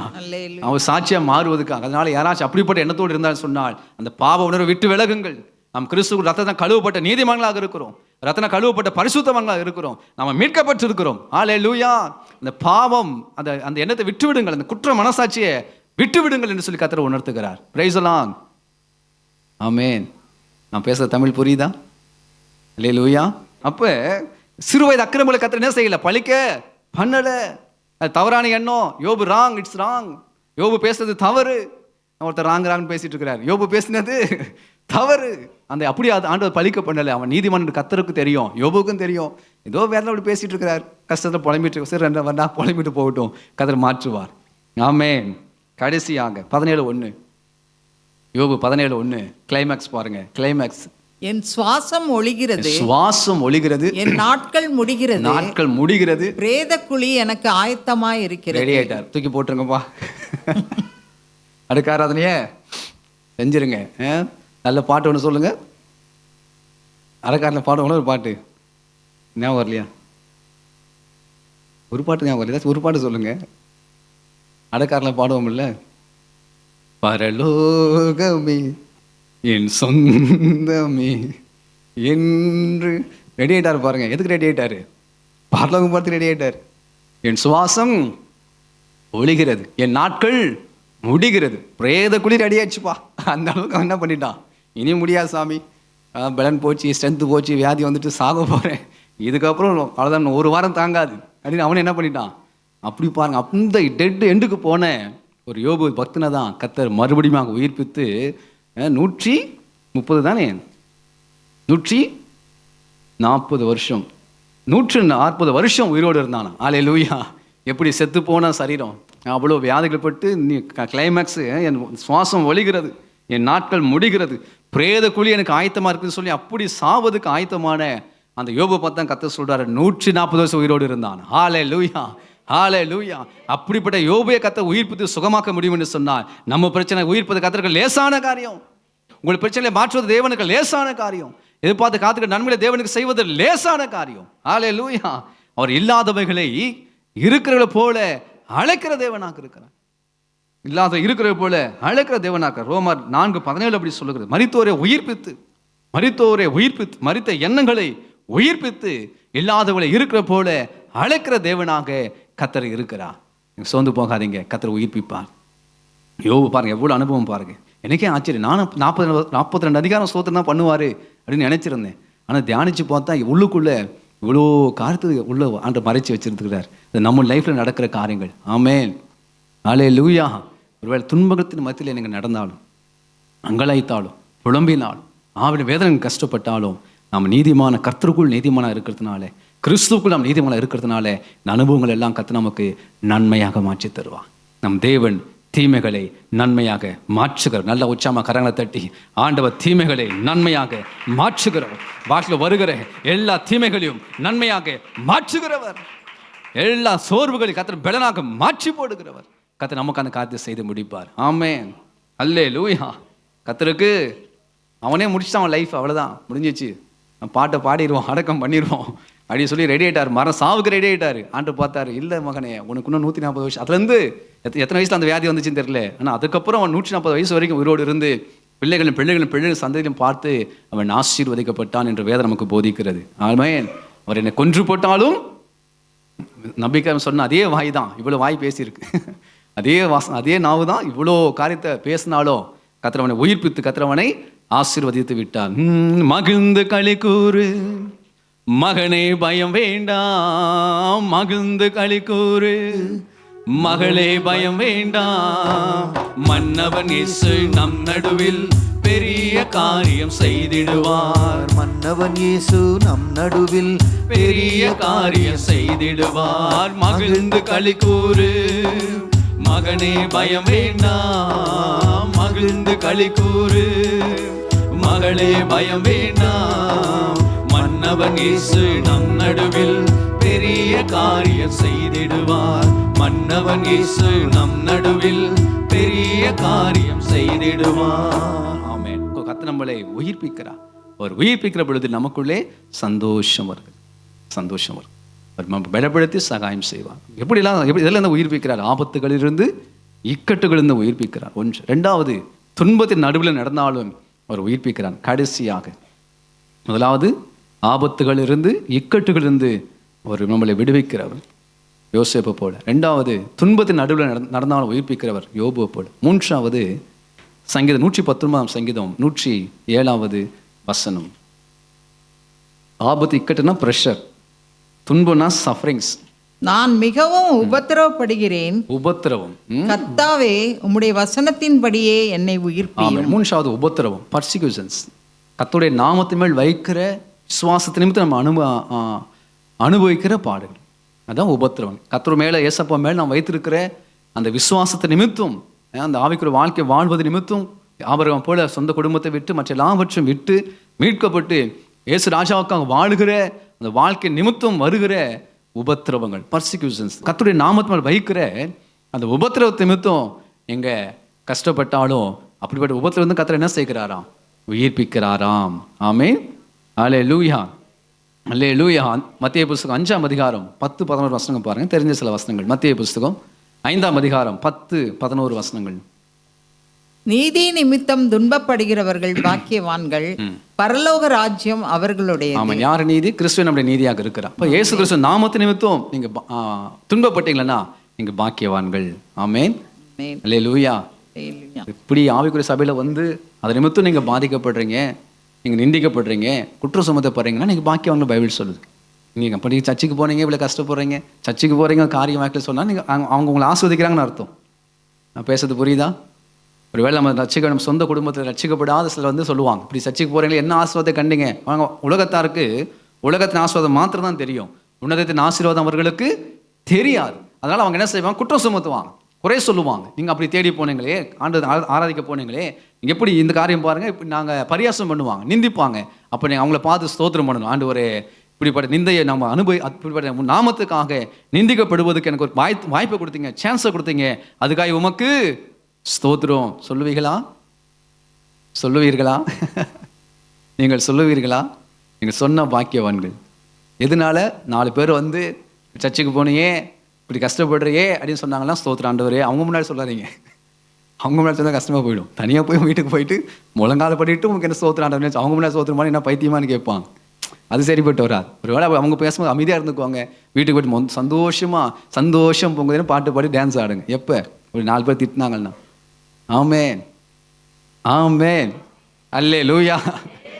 கர்த்தருடைய நாமத்து நிமித்தம் வருகிற உபத்திரவங்கள், நாமத்துக்காக படுகிற பாடுகள், சந்தோஷப்படுங்க, மகிழ்ந்து களி கூறுங்க, நீங்கள் பாக்கியவான்களா இருப்பீங்க. வசனம் சொல்லுவோம், அடுத்த வசனம் 5:11 என் நிமித்தம், என் நாமத்து நிமித்தம் உங்களை நிந்தித்து துன்பப்படுத்தி பலவிதமான தீமையான பேச்சுகளை உங்க மேல பொய்யாய் சொல்வார்களானால் பாக்கியவான்களாய் இருப்பீர்கள். கஷ்டம். அப்படி பேசும்போது நிறைய பேர் சோர்ந்து போறாங்க. கர்த்தர் நான் பார்த்த வரைக்கும் இப்படி சொல்லிட்டாங்க, ஆண்டி இப்படி சொல்லிட்டாங்க, அக்கா இப்படி சொல்லிட்டாங்க, தங்கச்சி இப்படி சொல்லிட்டாங்க, அண்ணன் இப்படி சொல்லிட்டாங்க. சொல்லிட்டு போட்டுமே, சந்தோஷப்படுங்கன்னு பைபிள் சொல்லுது. ஆமென். நீங்க சத்தியத்தை அறிஞ்ச பிள்ளைகளா இருந்தா அப்படி யாராச்சும் பேசும்போது அல்லேலூயா, பிரைஸ் லார்ட், ஸ்தோத்திரம்னு சொல்லுவீங்க. ஆமென். கர்த்தர் நாமத்தை நிந்திக்கப்படுறதுக்கு வாய்ப்பு கிடைச்சதுக்காக ஸ்தோத்திரம், ஒரு சான்ஸ் கிடைச்சதுக்காக ஸ்தோத்திரம். கர்த்தர் நன்மையை மாற்றி கொடுப்பார். அல்லேலூயா. கர்த்தருக்கு ஸ்தோத்திரம். அவர் நாமத்தை நிமித்தம் பாதிக்கப்பட்டா, நிந்திக்கப்பட்டா, தூஷிக்கப்பட்டா நீங்கள் பாக்கியவான்கள், மகிழ்ந்து களி கூறுங்க. அது கர்த்தர் நம்மளை ஆசீர்வதிக்கிற அப்படிப்பட்ட உபத்திரம் ஊடாக நம்ம கடந்து போவதற்கு நம்ம அனுமதிக்கப்பட்டிருக்கிறது. பிலிப்பியர் புஸ்தகம் 1ஆம் அதிகாரம் 29 வசனம் பாருங்க. பிலிப்பியர் எழுதிய நிருபம் 1ஆம் அதிகாரம் 29வது வசனம். 129. ஏனெனில் கிறிஸ்துவினிடத்தில் விசுவாசிக்கிறதற்கு மாத்திரமல்ல, அவர் நிமித்தமாக பாடுபடுகிறதற்கும் உங்களுக்கு அருளப்பட்டிருக்கிறது. இதுவும் கொடுக்கப்பட்டிருக்கான். ஆமென் சொல்ல. அப்படி உலக இயேசு நம்பி வருகிற பொழுது கர்த்தர் கிருபையினால சில ஐஸ்வர்யங்களை, ஆசீர்வாதங்களை, கிருபைகளை, நன்மைகளை தருகிறார். அதுவும் சத்தியம், இதுவும் சத்தியம். ஆமென். சர்ச்சுக்கு வந்துட்டேன், ரட்சிக்கப்பட்டுட்டேன், அபிஷேகம் பண்ணிட்டேன், 10 வருஷம் ஆயிடுச்சு, இது வரைக்கும் 10 வருஷம் எனக்கு ஒரு ப்ராப்ளம் இல்லை அப்படின்னு சொல்கிற யாராச்சும் இருக்கீங்களா? சொல்லுங்க. உங்களுக்கு ஜீவகிரீடம் கொடுக்கப்படும். இப்படி யாராச்சும் இருக்கீங்களா? 10 வருஷமாக சர்ச்சுக்கு வரேன் பாஸ்டர், எனக்கு எந்த தலைவலியும் வரல, ஒரு வயிற்று வலியும் இல்லை, எனக்கு எந்த பிரச்சனையும் இல்லை, 10 வருஷமா நான் சந்தோஷமாக இருக்கேன். அப்படி வாய்ப்பு இல்லை ராஜா. ஆமென். அவர் நாமத்துக்காக சில பாடுகள் உண்டு பூமியில், சில தீமையான மொழிகள் பேசப்படுகிறது உண்டு. குடும்பத்தாரே சத்தத்தில் வேதம் சொல்லுவது, யாராச்சும் பேசுவாங்க, 4 பேர் 4 விதமாக பேசுவாங்க. அப்படி பேசுனா நீங்கள் கரெக்டாக இருக்கீங்கன்னு அர்த்தம். உங்கள் வாழ்க்கை சரியாக போய் கொண்டிருக்கிறது, உங்கள் ஸ்பிரிச்சுவல் லைஃப் ரொம்ப கரெக்டாக இருக்குது. அல்லேலூயா. கிறிஸ்துவில விசுவாசத்தை ஆஸ்வதிக்கப்படுவதற்கு மாத்திரம் இல்லை, விசுவாசத்தை உயர்த்தப்படுவதற்கு மாத்திரமல்ல, விசுவாசத்தை கனப்படுத்துவதற்கு மாத்திரமல்ல, சில வேளைகளில் அவர் நாமத்துக்காக பாடுபடுகிறது நமக்கு அனுமதிக்கப்பட்டிருக்கிறது, அருளப்பட்டிருக்கிறது. அப்படி அந்த பாதையில் நடத்தப்படும் போது நம்ம ஸ்தோத்திரம் பண்ண பழகணும். ஆமேன்னு சொல்லுங்க பார்ப்போம். அதனால பவுலும் பேசுகிறார். சீமன் பேதுரு பிரதான அப்போஸ்தலனும் அவர் தான் சொல்றார் நிருபத்தில் 1 பேதுரு புஸ்தகம் 4ஆம் அதிகாரம் 1 பேதுரு புஸ்தகம் 4ஆம் அதிகாரம் 12-13 வசனங்கள். பிரியமானவர்களே, உங்களை சோதிக்கும்படிக்கு உங்கள் நடுவில் பற்றி எரிகிற அக்கினியை குறித்து ஏதோ புதுமை என்று திகையாமல் கிறிஸ்துவின் மகிமை வெளிப்படும் போது நீங்கள் களி கூர்ந்து மகிழும்படியாக அவருடைய பாடுகளுக்கு நீங்கள் பங்காளிகள் ஆனதால் சந்தோஷப்படுங்கள். எதில் சந்தோஷப்படுங்க? பாடுகளுக்கு பங்காளி. சந்தோஷப்படுவீர்களா? ஏசப்பா நாமத்துக்காக பாடுபட்டா சந்தோஷப்படுங்க. ஆஸ்வதிக்கப்படும் சந்தோஷப்படுறோம். அது உலகத்தாரும் செய்வாங்களே, ரட்சிக்கப்படாத பிள்ளைகளும் செய்வாங்களே. நான் ரட்சிக்கப்பட்ட பிள்ளைகள், ஆண்டோட பிள்ளைகள், அவன் நாமத்தை தரிச்சிருக்கிறேன், அதனால அவர் நாமத்துக்காக சில பாடுகள் ஒருவேளை அனுமதிக்கப்பட்ட கர்த்தருக்கு ஸ்தோத்திரம், அதில் சந்தோஷப்படுங்கன்னு பைபிள் சொல்லுது. அப்படி சந்தோஷப்பட்டீங்களன்னா அவர் கிறிஸ்துவின் மகிமை வெளிப்படும் போது அந்த காரியங்கள் களி கூர்ந்து மகிழும்படியாக இருக்கும். கர்த்தர் ரெண்டுமே செய்கிறார். ஒரு பக்கம் அவர் நாமத்தை விசுவாசிக்கிற நிமித்தம் சில பூமிக்குரிய நன்மைகளை, ஐஸ்வர்யங்களை ஆசிரியர் தந்து அவர் நம்மளை ஆசீர்வதிக்கிறார். சில வேளைகளில் அவர் நாமத்துக்காக சில பாடுகள் கூட நம்ம நடத்தக்கூடும். அந்த பாடுகளும் பின்னாட்களில் அவருடைய நாமத்துக்கு மகிமையாக மாறி விடுகிறது. அதனால அவருடைய பாடுகளுக்கு நாம் யாராக இருக்கிறோம்? பங்காளிகளாக மாறுகிறோம் என்று சொல்லி அங்கே வேதம் நமக்கு கற்றுக் கொடுக்குது. இன்னொரு ஸ்டெப் மேலே போகிறா பாருங்க பவுல் அப்போஸ்தலன். இன்னும் ஒரு ஸ்டெப் மேலே போயிட்டு சுப்ரீம் பவர் அல்ல, ஸ்பிரிச்சுவல் சுப்ரீம் பவர். அவர் கர்த்தர் 2 கொரிந்தியர் புஸ்தகம் 12ஆம் அதிகாரம் 9-10 வசனங்கள் அவர் சொல்ற ஒரு காரியம். 2 கொரிந்தியர் புஸ்தகம் 12ஆம் அதிகாரம் 9-10. என் கிருபை உனக்கு போதும், பலவீனத்திலே என் பலம் பூரணமாய் விளங்கும் என்றார். ஆகையால் கிறிஸ்துவின் வல்லமை என்மேல் தங்கும்படி என் பலவீனங்களை குறித்து நான் மிகவும் சந்தோஷமாய் மேன்மை பாராட்டுவேன். அந்தப்படி நான் பலவீனமாய் இருக்கும் போதே பலமுள்ளவனாக இருக்கிறேன். ஆகையால் நல்ல கவனிங்க, ஒரு நிமிஷம் இருங்கம்மா. நான் வாசிக்கிறேன், கவனிங்க. ஆகையால் கிறிஸ்துவின் நிமித்தம் எனக்கு வரும் பலவீனங்களிலும் நிந்தைகளிலும் நெருக்கங்களிலும் துன்பங்களிலும் இடுக்கண்களிலும் நான் பிரியப்படுறாராம், ஆசைப்படுறாராம். எதுக்கு? கிறிஸ்து நிமித்தம் எனக்கு வருகிற ஆசீர்வாதம் ஒரு பக்கம் இருக்கிறது, ஐஸ்வர்யம் ஒரு பக்கம் இருக்கிறது, வரங்கள் வல்லமைகள் ஒரு பக்கம் இருக்கிறது, கிருபைகள் ஒரு பக்கம் இருக்கிறது. அது மாத்திரம் அல்லாமல் மறுபக்கம் ஒரு நாமத்து நிமித்தம் வருகிற பலவீனங்கள், நிந்தைகள், நெருக்கங்கள், துன்பங்கள், இடுக்கண்களிலும் நான் பிரியப்படுறேன் அப்படிங்கிற. இது ஒரு மெச்சூரிட்டி அனுபவம். ஆமேன். இது ஒரு ஆவிக்குரிய முதிர்ச்சியின் அனுபவம். குழந்தைகளுக்கு இந்த அனுபவம் இல்லை. ஆனால் கொஞ்சம் கொஞ்சமாக நான் கர்த்தர் வாழ்க்கையில் வளர்கிற பொழுது ஒரு ஸ்டேஜை தாண்டினதுக்கப்புறம் ஒரு வேளை ஆண்டோட நாமத்து நிமித்தம் பலவீனம் வந்தாலும், நிந்தைகள் வந்தாலும், நெருக்கம் வந்தாலும் பெருசாக பார்க்க மாட்டோம். இது குழந்தைகளால் முடியாது, வாலிபர்களாலும் முடியாது, புருஷர்களுக்கு மாத்திரமே பொருந்தும். ஆமேன், ஆமேன், அல்லேலூயா. 4 வயசு குழந்தைக்கு இது தாங்காது. ஏன்னா 40 வயசு புருஷனுக்கு இந்த சத்தியம் தாங்கும். அதை அவங்க புரிஞ்சுப்பாங்க. 4 வயசு குழந்தைக்கு இந்த சத்தியம் புரியாது. ஆனால் 40 வயசு புருஷனுக்கு இந்த சத்தியங்கள் புரியும். ஆவிக்குரிய பிள்ளைகள். அப்போ ஒரு பக்கம் உபத்திரங்கள் வருகிற பொழுது, கிறிஸ்து நாமத்துக்காக பாடுகள் வருகிற பொழுது நான் சந்தோஷப்படுறேன் அப்படிங்கிறார். அந்த பாடுகளுக்கு பங்காளிகளாக மாறுகிறேன். கர்த்தருடைய மகிமையில அது எனக்கு மிகப்பெரிய ஆசீர்வாதத்தை கொண்டு வரப்போகிறது என்று சொல்லுகிறான். மறுபக்கத்தில் அதில் நான் பிரியப்படுகிறேன், அதை நான் ஆசைப்படுறேன், அதெல்லாம் விருப்பப்படுறேன். அப்படி யாராச்சும் விருப்பப்படுறோமா? நம்ம ஐயா இவர் ஸ்தோத்திரம் அக்கினி ஏஸ்தாஸ் ஐயா அப்படி அந்த ஊழியத்தை ரொம்ப செய்கிறாங்க அப்படின்னு கேள்விப்படுறேன். சுவிசேஷ ஊழியம் எவ்வளோ பாடுகளோடாக அவங்க கடந்து போகிறாங்க. சுவிசேஷ நிமித்தம் அந்த சுவிசேஷ ஊழியம் செய்கிறவங்களுக்கு இந்த காரியங்கள் எல்லாம் ரொம்ப நடக்கும். சுவிசேஷ ஊழியத்தில் ரொம்ப கவனம் செலுத்தி அதில் கடந்து போகிறவர்கள் இப்படிப்பட்ட பாடுகளை அவங்க ரொம்ப அனுமதிப்பாங்க. ஆனால் அவங்க அதெல்லாம் சந்தோஷமாக இருப்பாங்க. அதுக்கு ரொம்ப டிசைன் பண்ணப்பட்டிருக்கிறாங்க. ஆமேன்னு சொல்லுங்கள் பார்ப்போம். ஃபோன்லேயும் டிஸ்பிளே இருக்குது, அங்கே எல்சிடி டிஸ்பிளே இருக்குது, இதுவும் டிஸ்பிளே தான், அதுவும் டிஸ்பிளே தான். ஆனால் ரெண்டும் ஒன்று கிடையாது. ஆமேன்னு சொல்லுங்கள் பார்ப்போம். அப்படியே சிலர் அதுக்கென்று கர்த்தரை அழைக்கிறதுனால அவர்கள் அதில் தான் அவங்க சந்தோஷப்படுவாங்க, அதில் தான் அவங்க ஆசீர்வாதமாக இருக்கும், அதில் தான் அவங்க உற்சாகமே அடைவாங்க. அப்படி அதுக்கேற்றமாக இருதயத்தை கர்த்தர் டிசைன் பண்ணியிருப்பார். ஆமேன்னு சொல்லுங்கள் பார்ப்போம். இது குழந்தைகளுக்கு அல்ல, வாலிபர்களுக்கும் அல்ல, இது ஆவிக்குரிய வாழ்க்கையில் முதிர்ந்தவர்களுக்கு ஏற்ற சத்தியம். ஆனால் இப்படியும் பைபிள் இருக்கிறது. அப்படி யாராச்சும் கஷ்டப்பட்டு அவங்களுக்கு நம்ம ஸ்தோத்திரம் பண்ணி ஜெபிக்கணும். பிரைஸ் தான் சொல்லுங்கள் பார்ப்போம். ஒருவேளை நாம் அந்த சத்தியத்தின் ஊடாக கடந்து போகிற பொழுது நாமளும் கர்த்தருக்காக ஸ்தோத்திரம் பண்ணி அவர் நாமத்தை நம்ம மகிமைப்படுத்துகிற பொழுது கர்த்தர் நம்ம மேலே சந்தோஷமாக இருந்து அவர் நம்மளை ஆசீர்வதிப்பார். ஆமென். ஸோ துன்பத்தின் நடுவில் நடந்தாலும் கர்த்தர் என்ன செய்கிறார்? உயிர்ப்பிக்கிறார். இக்கட்டுகள் ஆபத்துகள் வழியில் நடந்தாலும் உயிர்ப்பிக்கிறார். ஒருவேளை அவர் நாமத்து நிமித்தம் அவர் மேலே வைத்திருக்க விசுவாசத்தை நிமித்தம் சில உபத்திரங்கள் வந்தாலும் அதையும் தேவன் நமக்கு நன்மைக்கு ஏதோ மாற்றி தந்து மன மகிழ்ச்சியோடு முக மலர்ச்சியோடு அவரை நேசிப்பதற்கும் அவரை பின்பற்றுவதற்கும் அவரை கனப்படுத்துவதற்கும் கர்த்தர் நமக்கு கிருபை செய்வார். இதுவே கிறிஸ்தவ வாழ்க்கை. அல்லேலூயா. இதுவே கிறிஸ்தவ வாழ்க்கை. ஒரு பக்கம் ஆஸ்வதிக்கப்படுகிறோம், மறுபக்கம் அவர் நாமத்துக்காக அந்த விசுவாசத்துக்காக ஒரு வேளை நாம் பாடுகள் உட்படலாம். ரெண்டுமே கிறிஸ்தவ வாழ்க்கையில் அருளப்பட்டிருக்கிறது. கர்த்தர் கொடுத்தாலும் ஸ்தோத்திரம். ஒருவேளை அவர் நாமத்துக்காக சில பாடுகளை உட்படுத்தினாலும் ஸ்தோத்திரம். ஜீவனால் ஆகிலும் சாவினால் ஆகிடும் கிறிஸ்து என் மூலமாய் மகிமைப்படுவார். அல்லேலூயா. இப்படி 7 மணி இருப்போமா? நம்ம ஜெபம் பண்ணலாம். 7 மணி இருப்போம் வேகமாக. ஸ்தோத்திரம். ஒருவேளை யோபு போல இன்னைக்கு அதான் மெசேஜ். ஸ்தோத்திரம் பண்ணுகிற இருதயம் இருக்கிறது, விசுவாச இருதயம் இருக்கிறது. ஆனாலும் அந்த ப்ராக்டிக்கல் பெயின், கடந்து போன வழிகள் வேதனை ஊடாக சில காரியங்கள் அங்கலாய்க்கிறான். அந்த துண்டிச்சு போட்ட நலமா இருக்குன்னு சொல்றாரு. துண்டிச்சு போட்ட நலமாக இருக்கும். கல்லறைக்கு போகிறது ரெடி ஆகிட்டார். இனி ஜீவன் இருந்து பிரயோஜனம் இல்லை, முடிய போகுது, லைஃப் முடிய போகுது. இந்த ப்ராப்ளம் ஸ்தோத்திரம் முடிக்க போகுது, லைஃப்பை முடிக்க போகுதுன்னு சொல்லி அவர் மரணத்துக்கு போவது கூட அவர் ஆயத்தமாக்கி விட்டார். அதனால் கர்த்தர் பாருங்க, அந்த சூழ்நிலையில் போனாலும் அற்புதமான தேவன், சர்வ வல்லமுள்ள தேவன் அந்த யோபுக்கு மறுபடியும் ஜீவனை கொடுத்து அவனை உயிர்ப்பித்து சிறைப்புகளை மாற்றி 140 வருஷம் சுகமாய் வாழ்ந்திருப்பதுக்கு அனுக்கிரகம் செய்து. ஏன் இது பேசப்படுகிறது? கர்த்தர் பிள்ளைகளே, நம்ம நீங்கள் எந்த சூழ்நிலை கடந்து போனாலும் அந்த சூழ்நிலை கர்த்தர் அறிந்திருக்கிறார். ஒருவேளை துன்பத்தின் ஊடாக நீங்கள் கடந்து போனாலும், நீங்கள் புலம்பினாலும் அங்கலாய்த்தாலும் தேவன் அறிகிறார். அதை அறிகிறார். கொஞ்ச காலம் வெயிட் பண்ணுறார். மாத்தாலும் மரியாள் 3 நாட்கள் அழுகிறாங்க. கர்த்தர் வெயிட் பண்ணார். ஆனால் 3ஆம் நாள் வந்து அங்கே லாசருவை அற்புதமாக உயிர்ப்பித்தார். ஹல்லேலூயா. சாயங்கால வேளையில் உங்களை என்னை அவர் உயிர்ப்பிக்க விரும்புகிறார். சோர்ந்து போகாதிருங்க. உங்களை பலப்படுத்துவார், சகாயம் செய்வார். ஹல்லேலூயா. கர்த்தருடைய பலம் நம்ம மேலே வருகிறது.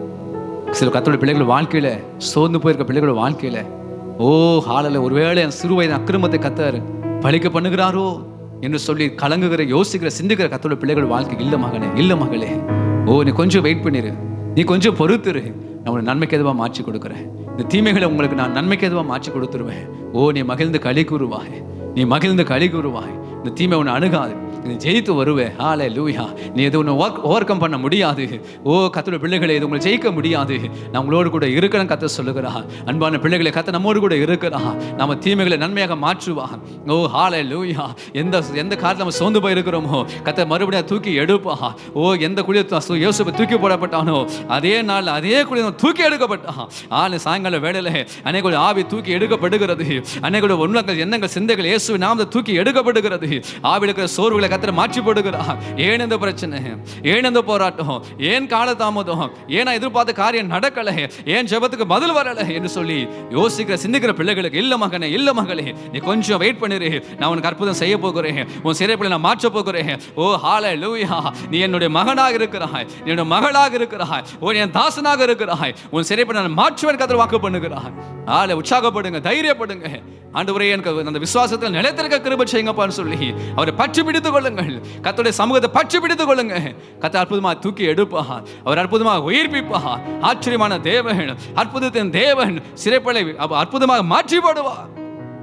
கலங்காதிருங்கள், சோர்ந்து போகாதிருங்கள். கர்த்தர் உங்களை உயிர்ப்பிப்பா.